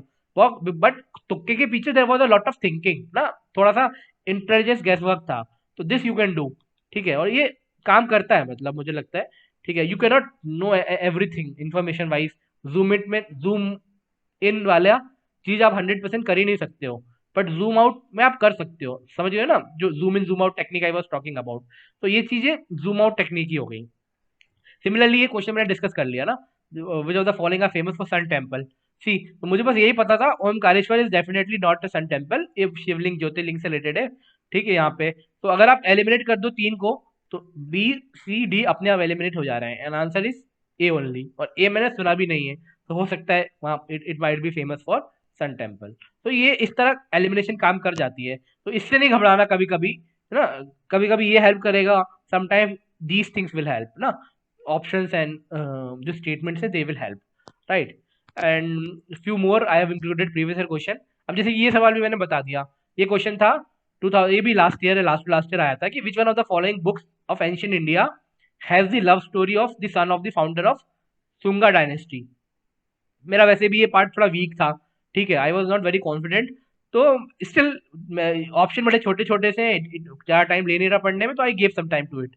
तो मैंने देखा कि यार मैंने ये तो पढ़ रखा है, रत्नावली, मेघदूता, कहीं ना कहीं सुन रखा है, सभी ने सुन रखा होगा, ठीक है, जो प्रीलिम्स के लिए तैयारी कर रहे हैं, ठीक है, समविन ना, वन वे और दी अदर। तो एक मुझे पता है कि हर्षा की है, एक उसने लिख रखी है, वो कालिदासा ने लिख रखी है, right, this I knew. So but I don't no कि इनका कंटेंट क्या है, ठीक है। बट ये बहुत स्पेसिफिक पूछ रहा है, it is about the love story of the son of the founder of Shunga dynasty. मुझे ये पता था समहाउ कि Shunga dynasty related to Pushyamitra Shunga, right, ये बंदे का नाम मुझे पता था समहाउ, ठीक है। बस यही, this was the only information I had. तो फिर इसमें आई यूज टू थिंग, एक तो ये इन्फॉर्मेशन कि इसका फाउंडर पुष्यमित्रा है। एंड यहाँ पे मित्रा यहाँ इसी ऑप्शन में आ रहा है, तो पूषी मित्रा का लड़के का नाम भी हो सकता है, देयर इज अ चांस कि उसी तरह का हो, अग्निमित्रा हो सकता है, राइट, नाम ही हो सकता है अग्निमित्रा, ठीक है। और since it is about love story, यहाँ पे वैसे भी दो नाम दिख रहे हैं, मालविका एंड अग्निमित्रा, तो this could be the female protagonist, this could be the male protagonist. So 100% pure guess work है, but this is how, like guess work क्या एलिमिनेशन है, तो इससे मैं आई चोज दिस ऑप्शन और मैं मार्क कराया, like this was one of my red mark question, कि यार ये तुक्का हो रहा है, लेकिन आई वॉज लाइक डेस्परेट कि यार ये उसी साल था जिस साल मैंने सिर्फ आईएफएस भर रखा था, तो आई वॉज प्रिटी डेस्परेट कि करना ही है, मतलब अटेम्प्ट बढ़ाना है। तो this was one of the question जो मैं मार्क करके आया था, बट उसके पीछे रीजनिंग ये थी, and that was actually not not that bad a reasoning, right. अब सिमिलरली ये क्वेश्चन है, ठीक है ना, बहुत लोग कंप्लेन करते हैं कि prelims is getting very very factual and all this thing, right. So जैसे कि एक एग्जांपल है कि with reference to national investment and infrastructure fund. अब पहली बात की ये ऑलरेडी बहुत बहुत कॉमन है, इन्वेस्टमेंट एंड इंफ्रास्ट्रक्चर पे गवर्नमेंट पिछले बहुत समय से बहुत एफर्ट मार रही है, तो कहीं ना कहीं सुन रखा होगा NIIF। But I think still feel कि ऐसी चीजें हैं जिसपे लोग बहुत कंफर्टेबल होते नहीं है, ठीक है। अब इस पे पूछ रहे हैं इसके बारे में, it is an organ of NITI Aayog. हो सकता है आपने ये बहुत अच्छे से नहीं पढ़ा हो, बट नीति आयोग के बारे में तो सब लोग पढ़ के जाते हैं, ठीक है। तो ऐसा कुछ दिखा नहीं है कि यार नेशनल इन्वेस्टमेंट इंफ्रास्ट्रक्चर फंड इसका ऑर्गन हो, ठीक है, एटलीस्ट इन माई मेमोरी। तो उसके अलावा भी ज्यादा खतरनाक ये ऑप्शन था, ये स्टेटमेंट है, it is a corpus of 4 lakh crore in at present, ठीक है। तो अब भाई लोग, पीपल विल गेट डिस्करेज कि यार यूपीएससी इतना फैक्चुअल सवाल पूछ रहा है, ठीक है भी फैक्ट, ठीक है, 4 लाख करोड़ का हमें क्या पता, हम तो ना सारे कॉर्पस और आउटले याद करते रहेंगे, ठीक है। तो that is one of the way to approach this question. इससे बेटर अच्छा वे ये है कि आपको कुछ ना कुछ कॉर्पस याद होता है, जैसे कि बजट हम पढ़ते हैं ना, बजट सुनते भी हैं, ठीक है, कुछ डेटा याद करते हैं GS3 के लिए, मेंस के लिए, ठीक है। तो मुझे ये पता है बहुत पहले से MG नरेगा एक बहुत ही मतलब काफी न्यूज में रहता है ना, तो मुझे ये पता है कि the outlay of MG NREGA is 40,000, ठीक है, 40,000 करोड़, 40,000 करोड़ रुपीज है MG नरेगा का, ठीक है। तो यहाँ उसके हिसाब से जिस NIIF का आउटले इस एग्जाम के साथ, इस क्वेश्चन के हिसाब से इस 10 टाइम्स ज्यादा ना, 4 लाख करोड़ बोल रहा है। तो मुझे वैसे भी ये नंबर थोड़ा सा ज्यादा लगा कि यार इतना सारा है भी। उसके बाद मुझे एक और चीज पता था कि इंडिया की जो GDP है दैट इज अराउंड 120, ऐसा 120 या 130 लाख, 120 लाख करोड़, ठीक है। तो 130 लाख तो, करोड़ में बोल रहा हूँ मैं, 130 लाख तो इंडिया की GDP है, ठीक है। और इंडिया का बजटरी एक्सपेंडिचर भी, लाइक आई न्यू कि it was something around 25 lakh की बजट में जो टोटल एक्सपेंडिचर था उस साल, this was something which I know, एक ये चीज पता थी, एक मुझे ये चीज पता थी, ठीक है। तो 25 लाख करोड़, तो 25 लाख तो सिर्फ टोटल एक्सपेंडिचर ही है बजटरी ना। अब उसमें 4 lakh is how much, 4 lakh is may be 1/6, तो डेट इज मोर देन 16%। तो ऐसा तो नहीं होने वाला ना, एक ही स्कीम, एक ही फंड को इतना सारा आउटले। तो मुझे थोड़ा सा फिक्टिशियस सा लगा कि ये डेटा गलत है, बहुत ज्यादा बता रहा है, ठीक है। तो दिस वॉज द लॉजिक, मैंने इसको एलिमिनेट कर दिया। एंड मैंने नीति आयोग को इतना पढ़ रखा है, मुझे पता है कि भाई उसका ऑर्गन तो नहीं है, होता तो मुझे इसके बारे में बहुत अच्छे से पता होता, ठीक है। Although this was in news बहुत ज्यादा, मैंने दोनों करके डी मार के आया, राइट। तो इस क्वेश्चन से मैं आपको ये बताना चाह रहा था, जो डेटा भी जो है यूपीएससी को ही पता है कि भाई नहीं कर पाएंगे, इतना डेटा नहीं याद कर सकते, तो कुछ लॉजिक है, उन्होंने बहुत ज्यादा इन्फ्लेटेड कर दिया। तो बाद में जब मैंने आगे देखा तो इसका शायद 25 लाख रुपए था इसका कॉर्पस, उन्होंने इसको 4 लाख करके रखा है, सॉरी 25,000 था, 25,000 था, उन्होंने इसको कितना, 4 × 4 मतलब 16 टाइम बढ़ा के कर दिया था, ठीक है। तो बेसिकली ये था, तो आप थोड़ा सा गैस वर्क इस तरह कर सकते हो ना, ये बेसिकली लॉजिकल रीजनिंग ही है। मुझे एग्जैक्ट डेटा नहीं पता, but actually I can eliminate कि इतना सारा तो नहीं होगा, तो आई वेंट विद दिस और ये मेरा सही हो गया, राइट। एंड 1 2 मोर क्वेश्चन है, उसके बाद we will end the session. आपको कुछ पूछना है तो आप पूछ लेना, ठीक है। एक ही सवाल आया था जिस साल GST आया था, तो GST के बाद एक्सट्रीम जो ऑप्शंस होते हैं ना, वो भी आप फोकस हो जाया करो, कि जो एक्सट्रीम ऑप्शंस होते हैं जहाँ पे terms like only, right, only, या इस तरह की कोई एक्सट्रीम आता है ना ऑप्शंस आएंगे या वर्ड्स आएंगे, तो उनको थोड़ा सा आप एलिमिनेट कर सकते हो in most of, in a lot of questions, right. तो एक बार GDP इंडिया चाइना की जीडीपी पे आया था, जीएसटी पे सवाल था। उस पे तीन चार स्टेटमेंट थे। एक स्टेटमेंट था कि जीएसटी लागू होने के बाद इंडिया की जीडीपी वेरी सून, ऐसा कुछ वर्डिंग था, very soon it will overtake China's GDP. ठीक है। तो एक तो ये बहुत ही सब्जेक्टिव और बहुत ही मतलब एक्सट्रीम सा स्टेटमेंट है। ठीक है। प्लस मुझे पता है कि इंडिया की जीडीपी 2.5-3 ट्रिलियन, 2-2.5 ट्रिलियन डॉलर की है। चाइना की जीडीपी आई थिंक 15 ट्रिलियन की है। तो अभी एनी केस हम इतना इतना सारा नहीं बढ़ाने वाले ना, 5 टाइम्स थोड़ा ना हो जाएगी जीडीपी। तो ये स्टेटमेंट ही वेरी सुन वर्ड था ना, इसके कारण ही आई एलिमिनेटेड दैट ऑप्शन, वो क्वेश्चन सॉल्व हो जा रहा था। ठीक है। अब सिमिलरली जैसे ये क्वेश्चन देखो आप। ठीक है, ये भी अभी 2-3 साल पुरानी क्वेश्चन है कि Manipuri Sankirtana, it is some मतलब form of dance and songs के ऊपर है। ठीक है। ये भी डिफिकल्ट है, आर्ट एंड कल्चर की बुक्स में जनरली नहीं मिलता है, इट इज नॉट समथिंग जो हम बहुत ज्यादा पढ़ के जाते हैं। ठीक है। मतलब मुझे तो नहीं पता था बहुत ज्यादा। मुझे पता था कि मणिपुर के बारे में थोड़ा बहुत, कि मणिपुर में लॉर्ड कृष्णा जो है उनका कल्चर बहुत ज्यादा है, वहाँ के डांस और ड्रामा में, सॉन्ग्स में, है ना, लॉर्ड कृष्णा रिफ्लेक्ट होते हैं। तो ये जो क्वेश्चन था, it is perform to narrate the life and deeds of Krishna, तो मणिपुर है, तो आई थॉट कि ये सही हो सकता है ऑप्शन, राइट। तो थर्ड इज सही, तो इससे सिर्फ एक ही एलिमिनेट हो रहा है। ठीक है। उसके बाद it is a song and dance performance, तो जरूरी नहीं है, हो सकता ड्रामा हो, but I was not sure. But see the second option कि cymbals are the only musical instrument use in the performance. So अगर ये डांस एंड ड्रामा है या डांस एंड सॉन्ग है, तो कोई भी ऐसा डांस तो मैंने अभी देखा नहीं कभी, या सॉन्ग हो जिसमें सिर्फ एक ही इंस्ट्रूमेंट यूज कर रहे हो, राइट। जनरली ऐसा हो सकता है, there might be some dance, some song की एक ही इंस्ट्रूमेंट यूज हो रहा है, बट जनरली ढोलक यूज होती है and lot of instruments are used, right.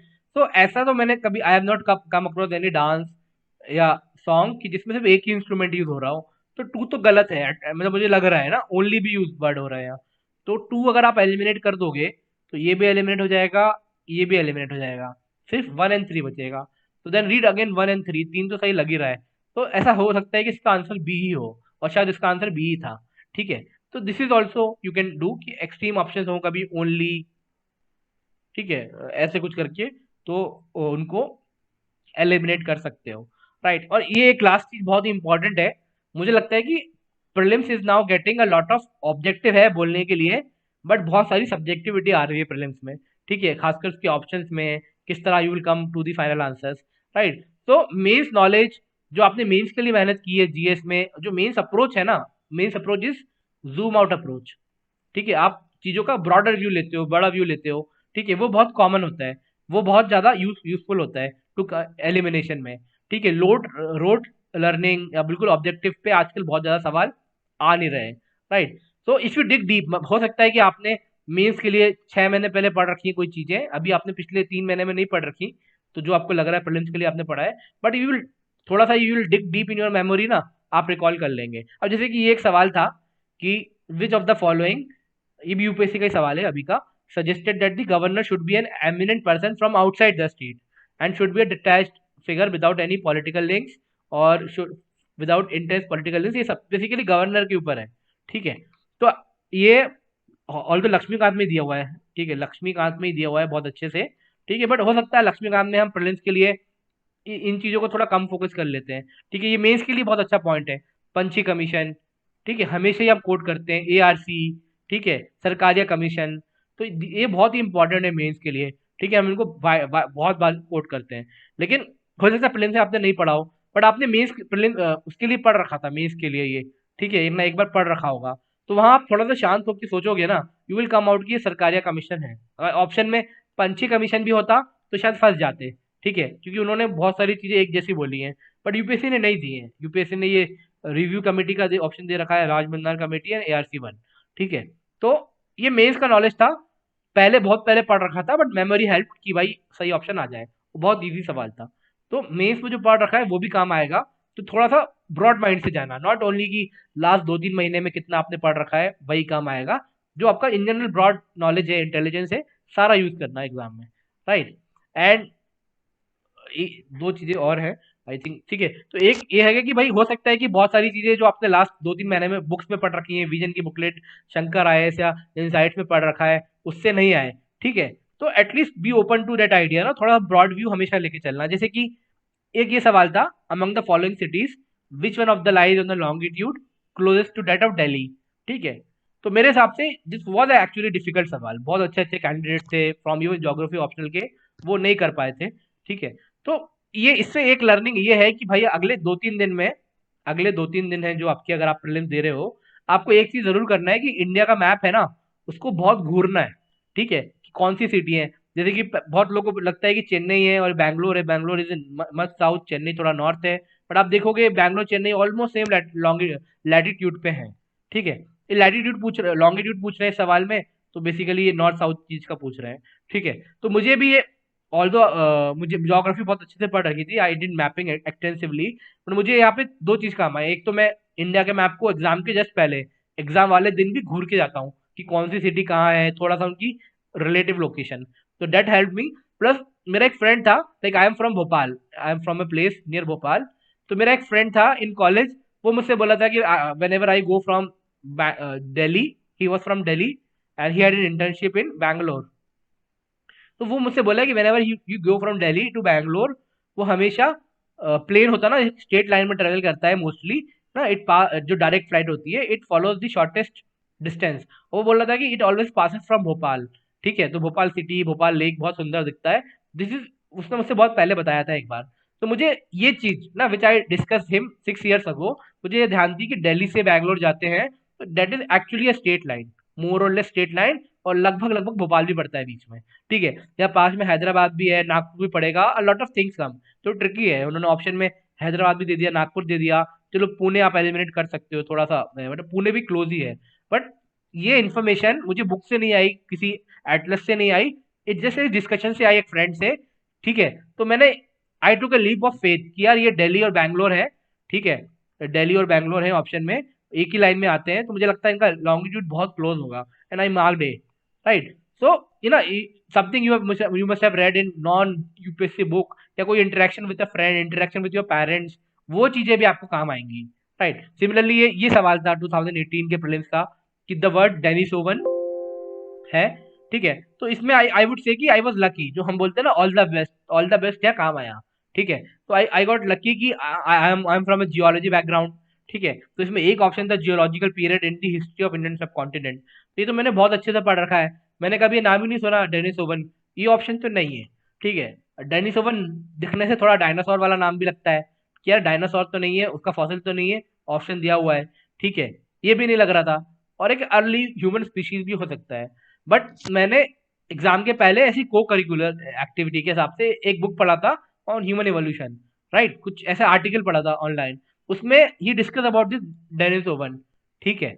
तो आई वॉज लकी कि मुझे वो नॉवल है वो पढ़ रखी थी, I was broad minded enough कि मैं वहां से एक्सपेक्ट कर पाया, ना मार्क दिस, मेरा आंसर सही हो गया, एंड एक्चुअली ना इससे फिर हेल्प हेल्प मिल जाती है सिमिलरली। सो ये सब चीजें भी हो सकती है, तो go with a broad mind, not only कि जो आपने 2-3 महीने में पढ़ रखा है, यूपीएससी कुछ भी पूछ, मतलब ना बहुत डाइवर्स चीजें पूछ लेती है, ठीक है। सिमिलरली मुझे एक एक सवाल याद था, बहुत अच्छा सवाल है, कि लाइक गाँव वाँव में हम लोग जाते हैं, तो suppose this is A cattle ना, एक कैटल है, मतलब दिस इज ए बफेलो, तो आपने देखा होगा बफेलो के ऊपर एक पक्षी बैठा होता है बहुत बार, right, I am very bad in drawing, तो बफेलो के ऊपर पक्षी बैठा होता है, तो आप देखोगे कि यूपीएससी ने यही सवाल पूछा कि बफेलो के ऊपर पक्षी क्यों बैठता है, ठीक है, A B C D option थे उसके, ये शायद 2014 या 15 में पूछा था, ठीक है। तो लाइक बी, ये किसी बुक में तो नहीं मिलेगा, हो सकता है आपने पढ़ रखा हो कमेंसलिज्म अमेंसलिज्म और ये सब चीजें, उसमें शायद पढ़ लिया हो, बट उस समय तो ये इतना पॉपुलर भी नहीं था इकोलॉजी वाला पार्ट। तो अगर आपका ऑब्जर्वेशन अच्छा है, कि यू हैव कीन सेंस ऑफ ऑब्जर्वेशन, आपको पता होगा कि वो ये बफेलो चलती है तो ग्रास हिलते हैं, ग्रास हिलते हैं तो जो इसमें इंसेक्ट्स होते हैं दे ऑल्सो मूव, तो ये पक्षी बस उन्हीं पे प्रे करने के लिए बैठा होता है, राइट। तो basically it could be a kind of what commensalism ना, positive and zero kind of relationship. तो ये आपके कीन सेंस ऑफ ऑब्जर्वेशन से भी आप 2-4 सवाल सॉल्व कर लोगे। तो डोंट थिंक कि भाई प्रिपरेशन अच्छी नहीं है, ये नहीं है, वो नहीं है, ट्रस्ट ना, आपके एक्सपीरियंस को ट्रस्ट करो, और उसके हिसाब से आप लाइक बहुत सारे सवाल सॉल्व हो सकते हैं, ठीक है। एक ये भी है कि कभी कभी एक ये भी एक ट्रेंड देखा है कि यूपीएससी 2-3 सवाल एग्जाम में डालती है जो बहुत बड़े से होते हैं, राइट। तो ये जीएस का सवाल है, बट ये लग रहा है कि एक पैसेज है पूरा का पूरा, कि when the alarm of your smartphone rings in the morning you wake up, you tap it to stop the alarm, मतलब बकवास कर रहा है, ठीक है, वो इंटरनेट ऑफ थिंग को डिस्क्राइब कर रहा है, but it is describe internet of things in GS paper like a comprehension. तो यार अगर आप जब पेज पलटते हो शुरू में आपको कॉपी मिलती है, तो यू शुड सी कि ऐसे जो बड़े बड़े सवाल होते हैं ना, जैसे कि ये सवाल है, here UPSC was asking about sixth mass, quote unquote sixth mass extinction, उसके प्रोबेबल रीजन क्या हो सकते हैं। तो यहाँ मोनोकल्चर है, ठीक है, यहाँ पे कुछ एस्टेरॉयड मीटोराइड कुछ पूछ रहे हैं, यहाँ पे फिर कल्टीवेशन है, एंड यहाँ पे एवोर एक्सप्लॉइटेशन है। बट सी कितना बड़े बड़े ऑप्शन उन्होंने वो कर रखे हैं। तो अगर आप इस इन क्वेश्चन को बिल्कुल लास्ट में, लास्ट के 5 या 10 मिनट में सॉल्व करोगे, you are already in panic की मोड, कि हो सकता है टाइम कम है, हो सकता है सेकंड आइटरेशन बचाओ, तो आप गलत कर दोगे, हो सकता है आप स्किप कर दोगे ऑल टुगेदर। तो ऐसे अगर कुछ बड़े बड़े सवाल, बड़े बड़े या तो स्टेटमेंट बड़े बड़े हैं या सवाल ही बड़ा बड़ा है, तो इनको आई वुड सजेस्ट कि आप पहले 90 मिनट में करो, ठीक है, पहले 1.5 घंटे में, लास्ट आधे घंटे में नहीं करो। तो ये बहुत इजी सवाल होते हैं, मतलब ये एक ही चीज को बार बार बोल रहा था इस पैसेज में, पैसेज है बट इसका आंसर इंटरनेट ऑफ थिंग है। तो आप 2-3 लाइन पढ़ के भी समझ सकते हो, बट आप यूपीएससी का एग्जाम दे रहे हो, आप पूरा का पूरा पढ़ोगे, ठीक है। सेम है यहाँ पे। तो एक ये भी छोटा सा एडवाइस है कि जो बड़े बड़े सवाल हैं एग्जाम में अगर हैं, तो उनको जल्दी कर लेना, बीच में कर लेना, ठीक है। And okay, last slide for this elimination is कि ये है। अब जैसे कि ये एक सवाल था, consider the following statement about PVTG, ठीक है। तो पीवीटीजी आजकल बहुत न्यूज में है, राइट, क्योंकि बजट में कोई स्कीम शुरू हुई थी उनके लिए, और भी चीजें हैं, मतलब ठीक है। बट अब अरे actually I I I covered them, मैंने इनको पढ़ के गया था, व्हाट आर द कैरेक्टरिस्टिक और सब चीजें, ये था, it was on my tip. I was fortunate कि मैं किसी तरह इसको पढ़ लिया था, पर उसके बाद भी मुझे कुछ नहीं पता था। इसके आप फैक्ट देखो, ठीक है, इसके फैक्ट्स हैं कि भाई वो कह रहे हैं कि पीवीटी रिसाइड्स इन 18 स्टेट्स, इतना स्पेसिफिक, एंड 1 यूनियन टेरिटरी। अब मैं काउंट थोड़ा ना करूंगा, आई डोंट नो कि जो व्हाट अदर 11-12 स्टेट्स हैं जहाँ पे ये नहीं है। तो it is very very difficult to remember, ऐसा कुछ दिया भी नहीं होता एक जगह, कहीं अगर आर्टिकल वार्टिकल पढ़ा हो, किसी ने समराइज किया हो तो बात अलग है। But I was not aware of this, मुझे नहीं पता था। ये मुझे जरूर पता था कि हाँ भाई, दे आर जनरली स्टैग्नेंट, उनकी पॉपुलेशन डिक्लाइनिंग होती है। बट यूपीएससी ने यहाँ पर स्टैग्नेंट भी कर दिया, डिक्लाइनिंग भी लिखा हुआ है। तो मैं इस पे भी 50% ही श्योर था कि यार ये पता नहीं सही है कि नहीं है, कहीं ये मुझे स्टैग्नेंट वर्ड देके फंसा तो नहीं रहे हैं, ठीक है। आई वॉज नॉट अवेयर कि इरुलर और कोंडा रेड्डी ट्राइब्स जो हैं, मे बी तमिलनाडु की हैं या आंध्र प्रदेश की है, मे बी जहाँ की भी हैं, तो whether are they part of PVTG, मुझे ये भी नहीं पता था। तो 3 ऑप्शन तो मुझे पता ही नहीं थे। But I I was fortunate enough कि मुझे एक डेटा बहुत अच्छे से याद था। आई वॉज लकी कि मुझे पता था कि देर आर 76 पीवीटीजी, क्योंकि आई एफ एस इंटरव्यू 1 साल पहले और मुझसे किसी मॉक में पूछ लिया था। तो just by that virtue I know कि ये 95 तो गलत है, ठीक है। अब ये भी आप बोल सकते हो कि सर आप लकी हो गए कि आपको पता चल गया, आपसे पूछ लिया किसी ने, yes that is right. But what I want to tell you कि you could also be lucky in some other way, ठीक है। तो 3 स्टेटमेंट, 66%, 75% ऑफ द स्टेटमेंट मुझे आइडिया नहीं था, but I was pretty sure कि ये तो गलत है, 95 तो नहीं है, 76 है, ठीक है, 95 तो नहीं है, ठीक है। बस एक चीज पता थी मुझे, and see I got it right, क्योंकि अगर आप सी सी एलिमिनेट कर दोगे, ये भी गया, ये भी गया, लास्ट ऑप्शन भी गया, एक ही ऑप्शन बच गया। So despite being a very very factual and very very detailed question on PVTG, option इस तरह थे, और may be I was lucky कि मुझे एक फैक्ट पता था, उसके बेसिस पे मेरा आंसर आ गया, राइट। तो this could also happen with you, right. अब ये भी है discuss, I could do this ministry के फॉर्म में, बट आई थिंक टाइम हो गया है, तो आई विल स्टॉप हियर।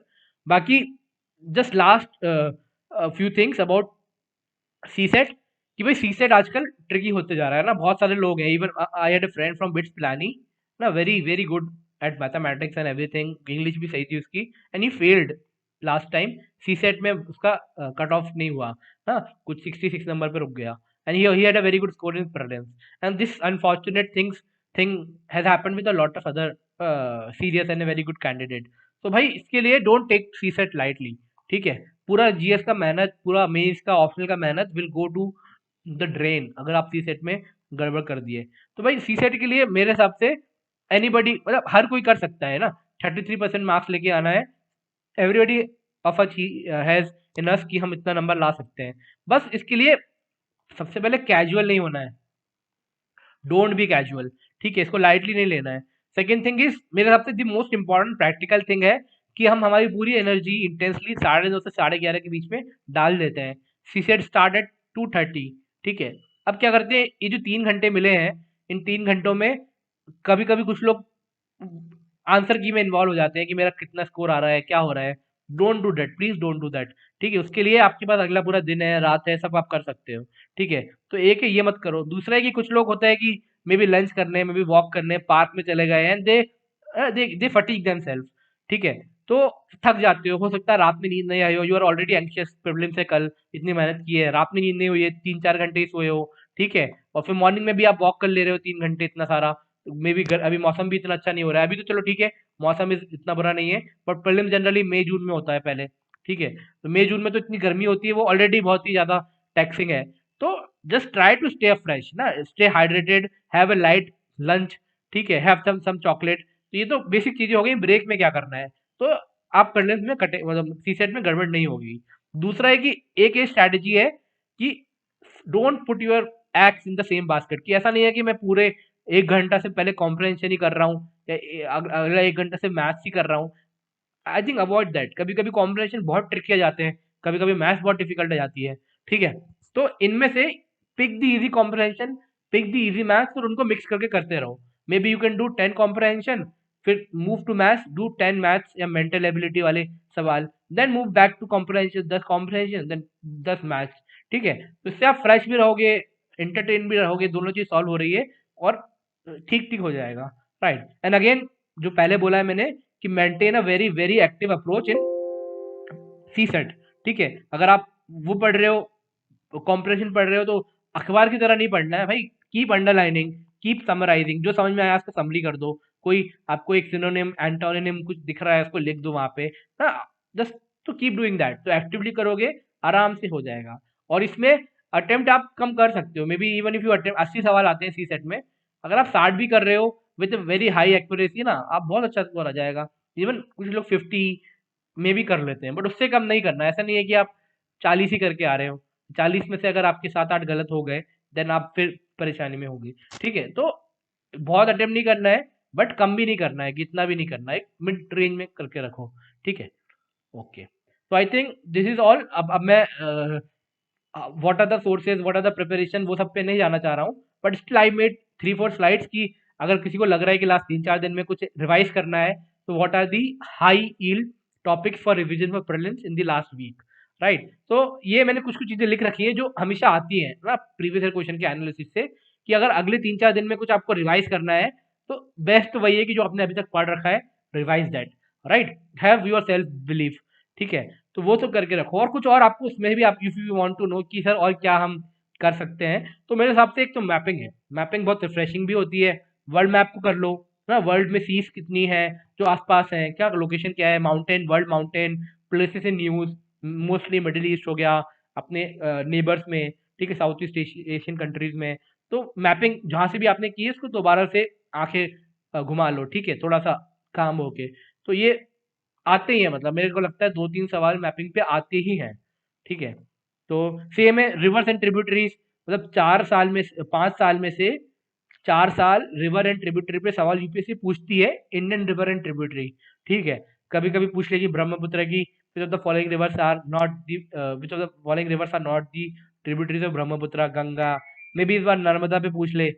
ठीक है, मे बी कावेरी पे पूछ ले। तो उनको याद करके रखो, they are very high yield and easy सवाल। ठीक है, mountain in India, desert world wide ना, डेजर्ट्स हैं कि ऑस्ट्रेलियन डेजर्ट में है, 4 नाम दे दिए, और और बोला गया कि which of the following are desert. ठीक है, तो मोहावे डेजर्ट है, ऑल दिस थिंग, तो वो वाला काम कर लो। ज्योग्राफी में मैपिंग बहुत इंपॉर्टेंट है। Wildlife sanctuary, national park तो आते ही आते हैं सवाल, 2 से 3 सवाल, एक सवाल तो आता ही है, ऐसा होता नहीं है कि नहीं आए। ठीक है, तो wild life sanctuary, national park, tiger reserve, biosphere reserve, ये 4 चीजें हैं, इनको अच्छे से घुमा लो अगर अभी भी आप इस पे कॉन्फिडेंट नहीं हो। ठीक है, GI tag is very common, एक सवाल जीआई टैग पे यूपीएससी हर साल पूछ रहा है। हो सकता है करंट वाला पूछ ले, स्टैटिक वाला पूछ ले, तो कोई भी एक डॉक्यूमेंट थोड़ा सा घुमा लो कि एग्जाम में आप आइडेंटिफाई कर सकते हो। ठीक है, एक ये रिपोर्ट एंड एनालिसिस पे 2-3 सवाल आते हैं, खासकर एनवायरनमेंट पे या इन जनरल इकोनॉमिक्स पे।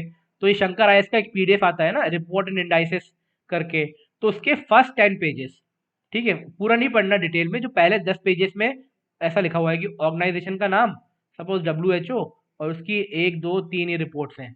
ठीक है, तो उनको रिवाइज कर लो 2-3 बार, है ना, राइट। सपोज यूएन है, यूएन की भी 10 रिपोर्ट है, तो वो बहुत ही कॉम्प्रहेंसिव सा उन्होंने कंपाइल किया हुआ है, तो डायरेक्टली हो सकता है इससे ना फंसे, बट आप एलिमिनेट कर पाओगे। आपको पता है वर्ल्ड इकोनॉमिक फोरम की 12 जो रिपोर्ट है, कॉमन रिपोर्ट है, जो मुझे पता है, और ऑप्शन में एक भी नहीं है जो इन 12 में से है, तो आप वर्ल्ड इकोनॉमिक फोरम को एलिमिनेट कर सकते हो। ठीक है, तो ये बहुत अच्छा हाई यील्ड सोर्स है।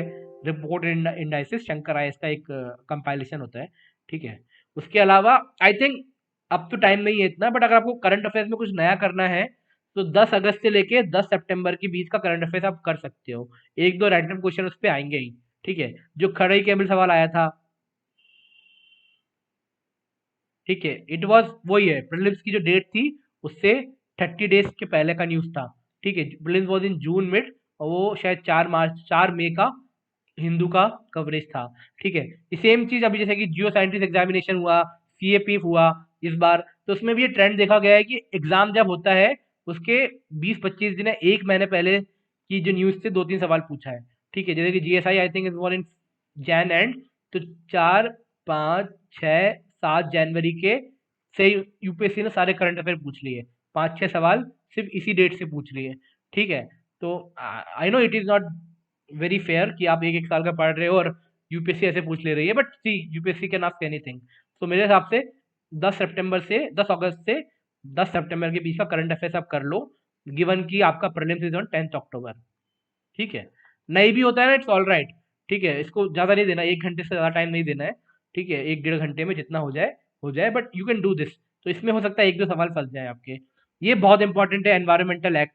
ठीक है, तो एनवायरमेंटल एक्ट की डिटेल में जाओ, निटी ग्रिटी देख लो।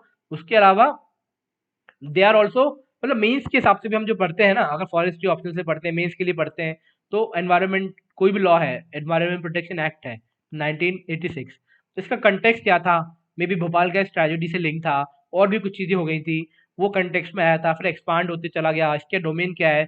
तो हो सकता है आपको निटी ग्रिटी याद नहीं हो, सेक्शन कितने हैं वो याद नहीं हो, but at least you will have a holistic understanding. तो उससे आपके बहुत सारे ऑप्शन, मतलब सवाल सही हो सकते हैं। वाइल्ड लाइफ प्रोटेक्शन एक्ट हर ऑल्टरनेट ईयर यूपीएससी पूछ ही लेता है, डायरेक्टली इनडायरेक्टली। ठीक है, लास्ट टाइम तो मुझे लगता है भर भर के उन्होंने रूल्स पूछ लिए, प्लास्टिक वेस्ट, ई वेस्ट, इस बार मेडिकल वेस्ट, ये सब कुछ भी चेंजेस आए हैं, ये सब पूछ सकते हैं। ठीक है, प्लस जो फॉरेस्ट से रिलेटेड 7-8 एक्ट हैं, वो तो बहुत इंपॉर्टेंट है। मतलब मैं, एक हो ना इंडियन फॉरेस्ट एक्ट 1927, फिर ये फॉरेस्ट पॉलिसी, ठीक है, 52 की, 88 की, ये दोनों इंपॉर्टेंट है। जो भी एक्ट है, wild life protection act 1972, year act, water act, ठीक है, फिर ये 1986 का एक्ट, ये फॉरेस्ट कंजर्वेशन एक्ट बहुत इंपॉर्टेंट है। मुझे लगता है कि इस साल प्रीलिम्स में ये पूछ सकते हैं कुछ ना कुछ इससे। ठीक है, तो इसको देख लो थोड़ा सा, फॉरेस्ट कंजर्वेशन एक्ट। उसके बाद बायोडाइवर्सिटी एक्ट है, ठीक है, फॉरेस्ट राइट एक्ट। ठीक है, तो ये 7-8 जो एक्ट हैं, they are very very important, क्योंकि सिविल सर्विसेज के अलावा फॉरेस्ट सर्विस का भी एग्जाम यही है। ठीक है, तो यूपीएससी एनवायरनमेंट को थोड़ा फोकस कर रहा है पिछले कुछ सालों से। तो ये है, मतलब, और मतलब आप ये देख भी लो, मैंने एग्जांपल भी दे रखे हैं, ये सवाल भी यूपीएससी का ही था, ज्योग्राफिकल इंडिकेशन। ठीक है, तो बहुत इजी से है, मतलब दाल बाटी चूरमा पूछ रहे हैं, Tirupati laddu, and this is some Banaras sari, ये सब चीजें कॉमन है, मतलब फोक क्लियर है, सबके घर में सब डिस्कस होती हैं। तो वही थोड़ा सा ये सब देख लो। ये लास्ट ईयर के सवाल है, एनवायरमेंट प्रोटेक्शन एक्ट पे पूछ लिया। ठीक है, सॉलिड वेस्ट मैनेजमेंट पूछ लिया, देखो 38 सवाल, 39 सवाल एक्ट पे पूछ रहे हैं वो। ठीक है, ये मैपिंग पे भी लास्ट ईयर के सवाल हैं कि टाउन्स इन न्यूज इस तरह के पूछ लेंगे, मैच द फॉलोइंग। उसके अलावा देखो ये भी मैपिंग पे सवाल है कि सी और कंट्री को लिंक करवा रहे हैं। ये छुपा हुआ सवाल है 98, ये भी मैपिंग पे ही है कि ग्लेशियर्स पे पूछ रहे हैं कि कौन से स्टेट में कौन सा ग्लेशियर है। ठीक है, तो मैपिंग बहुत हाई यील्ड है, मैपिंग को कर लो अच्छे से। अपार्ट फ्रॉम दैट, ये लास्ट 2 स्लाइड्स है। सो जनरल, जो अगर टॉपिक वाइज कुछ आपको फोकस करना है लास्ट फ्यू डेज में, इवन इन जनरली, तो ये है, ये पॉलिटी है। एग्जाम में भाई ये इंपॉर्टेंट है कि भाई पॉलिटी के सवाल गलत नहीं होने चाहिए, क्योंकि पॉलिटी ही एकलौता सब्जेक्ट है जो एक बुक है जिसके लिए, और वो मोस्टली आपकी अंडरस्टैंडिंग ऑफ लक्ष्मीकांत से सवाल सॉल्व हो जाते हैं। तो पॉलिटी में there is no scope of silly mistakes. हो सकता है कभी कभी टफ सवाल आ जाए, वो नहीं बन रहा है, इट्स ओके। ठीक है, प्रेशर में नहीं आना, but do polity with great focus. ठीक है, polity is also important for attention to detail. ठीक है, अगर अटेंशन टू डिटेल आपका अच्छा है, शब्द को आप पकड़ रहे हो, क्या कीवर्ड दिया है उन्होंने, तो सवाल गलत नहीं होगा। और पिछले 3-4 साल से कंसेप्चुअल सवाल भी आने लग गए हैं। ठीक है, to just check your understanding, जैसे कि व्हाट इज लिबर्टी, सबको पता है what is liberty, but 4 option उन्होंने ऐसे फ्रेम किए हैं कि आपके कंसेप्ट को बहुत अच्छे से चेक करेंगे। लास्ट ईयर 2020 में ही उन्होंने पूछा है कि what is constitutional government, A B C D. तो सबको पता है what is constitutional government, but option उन्होंने बहुत ही ब्यूटीफुली फ्रेम किए हैं कि आपकी पूरी अंडरस्टैंडिंग चेक हो जाए। तो पॉलिटिक्स अबाउट कॉन्फिडेंस, और गलत नहीं करना है, ठीक है, फोकस से करना है। मॉडर्न हिस्ट्री में तो मतलब बहुत इंपॉर्टेंट है। तो मॉडर्न हिस्ट्री में आई फील कि भाई गांधी जी बहुत इंपॉर्टेंट है। गांधी जी पे भले डायरेक्टली सवाल नहीं आए, बट इनडायरेक्टली पूछ लेते हैं वो। लेकिन जैसे कि लास्ट टाइम उन्होंने गांधी इरविन पैक्ट पूछा है 2020 में, आई थिंक, ठीक है। Civil disobedience, non cooperation, quit India movement पे गांधी जी नहीं पूछे, मे बी कुछ और किसी और का नाम पूछ लें, कोई और फ्रीडम फाइटर का, बट ये सब गांधी जी से रिलेटेड है, दीज आर वेरी इंपॉर्टेंट। और जैनिज्म बुद्धिज्म थीम बहुत इंपॉर्टेंट है, बट आई नो इस पे बहुत डिफिकल्ट सवाल आने लग गए हैं आजकल, ठीक है। बट अगेन इस पे आप कुछ ना कुछ एक्सपेक्ट कर सकते हो।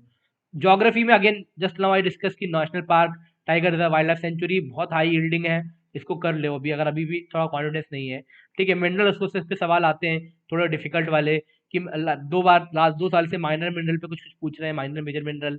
उसके पहले शैल गैस, ऑयल, कोल पे पूछते रहते हैं, कभी पोल्यूशन पे पूछ लेंगे, कभी कोल पे, टेक्नोलॉजी पे पूछ लेंगे। इस बार हाइड्रोजन मिशन गवर्नमेंट ने लॉन्च लॉन्च किया है, तो ग्रे, ग्रीन, ब्लू जो भी हाइड्रोजन होती हैं वो पता होना चाहिए, इंपॉर्टेंट हो गया नेशनल हाइड्रोजन मिशन ना, 15 अगस्त को लॉन्च किया है प्राइम मिनिस्टर ने।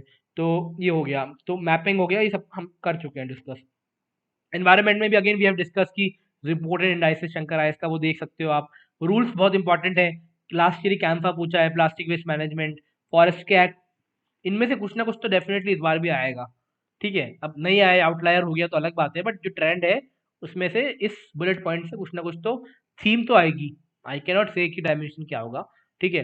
Pollution as a theme UPSC पकड़ के बैठा हुआ है, बट उसको डिफिकल्ट करते जा रहा है ना। पहले एक साल स्टबल बर्निंग पे सवाल आया, फिर एक बार कोल बर्निंग पे आया कि कोल बर्निंग से व्हाट आर दी इंग्रेडिएंट्स जो निकलते हैं, ठीक है। लास्ट ईयर बेंजीन पोल्यूशन पूछ लिया, ओजोन पोल्यूशन पूछ चुके हैं।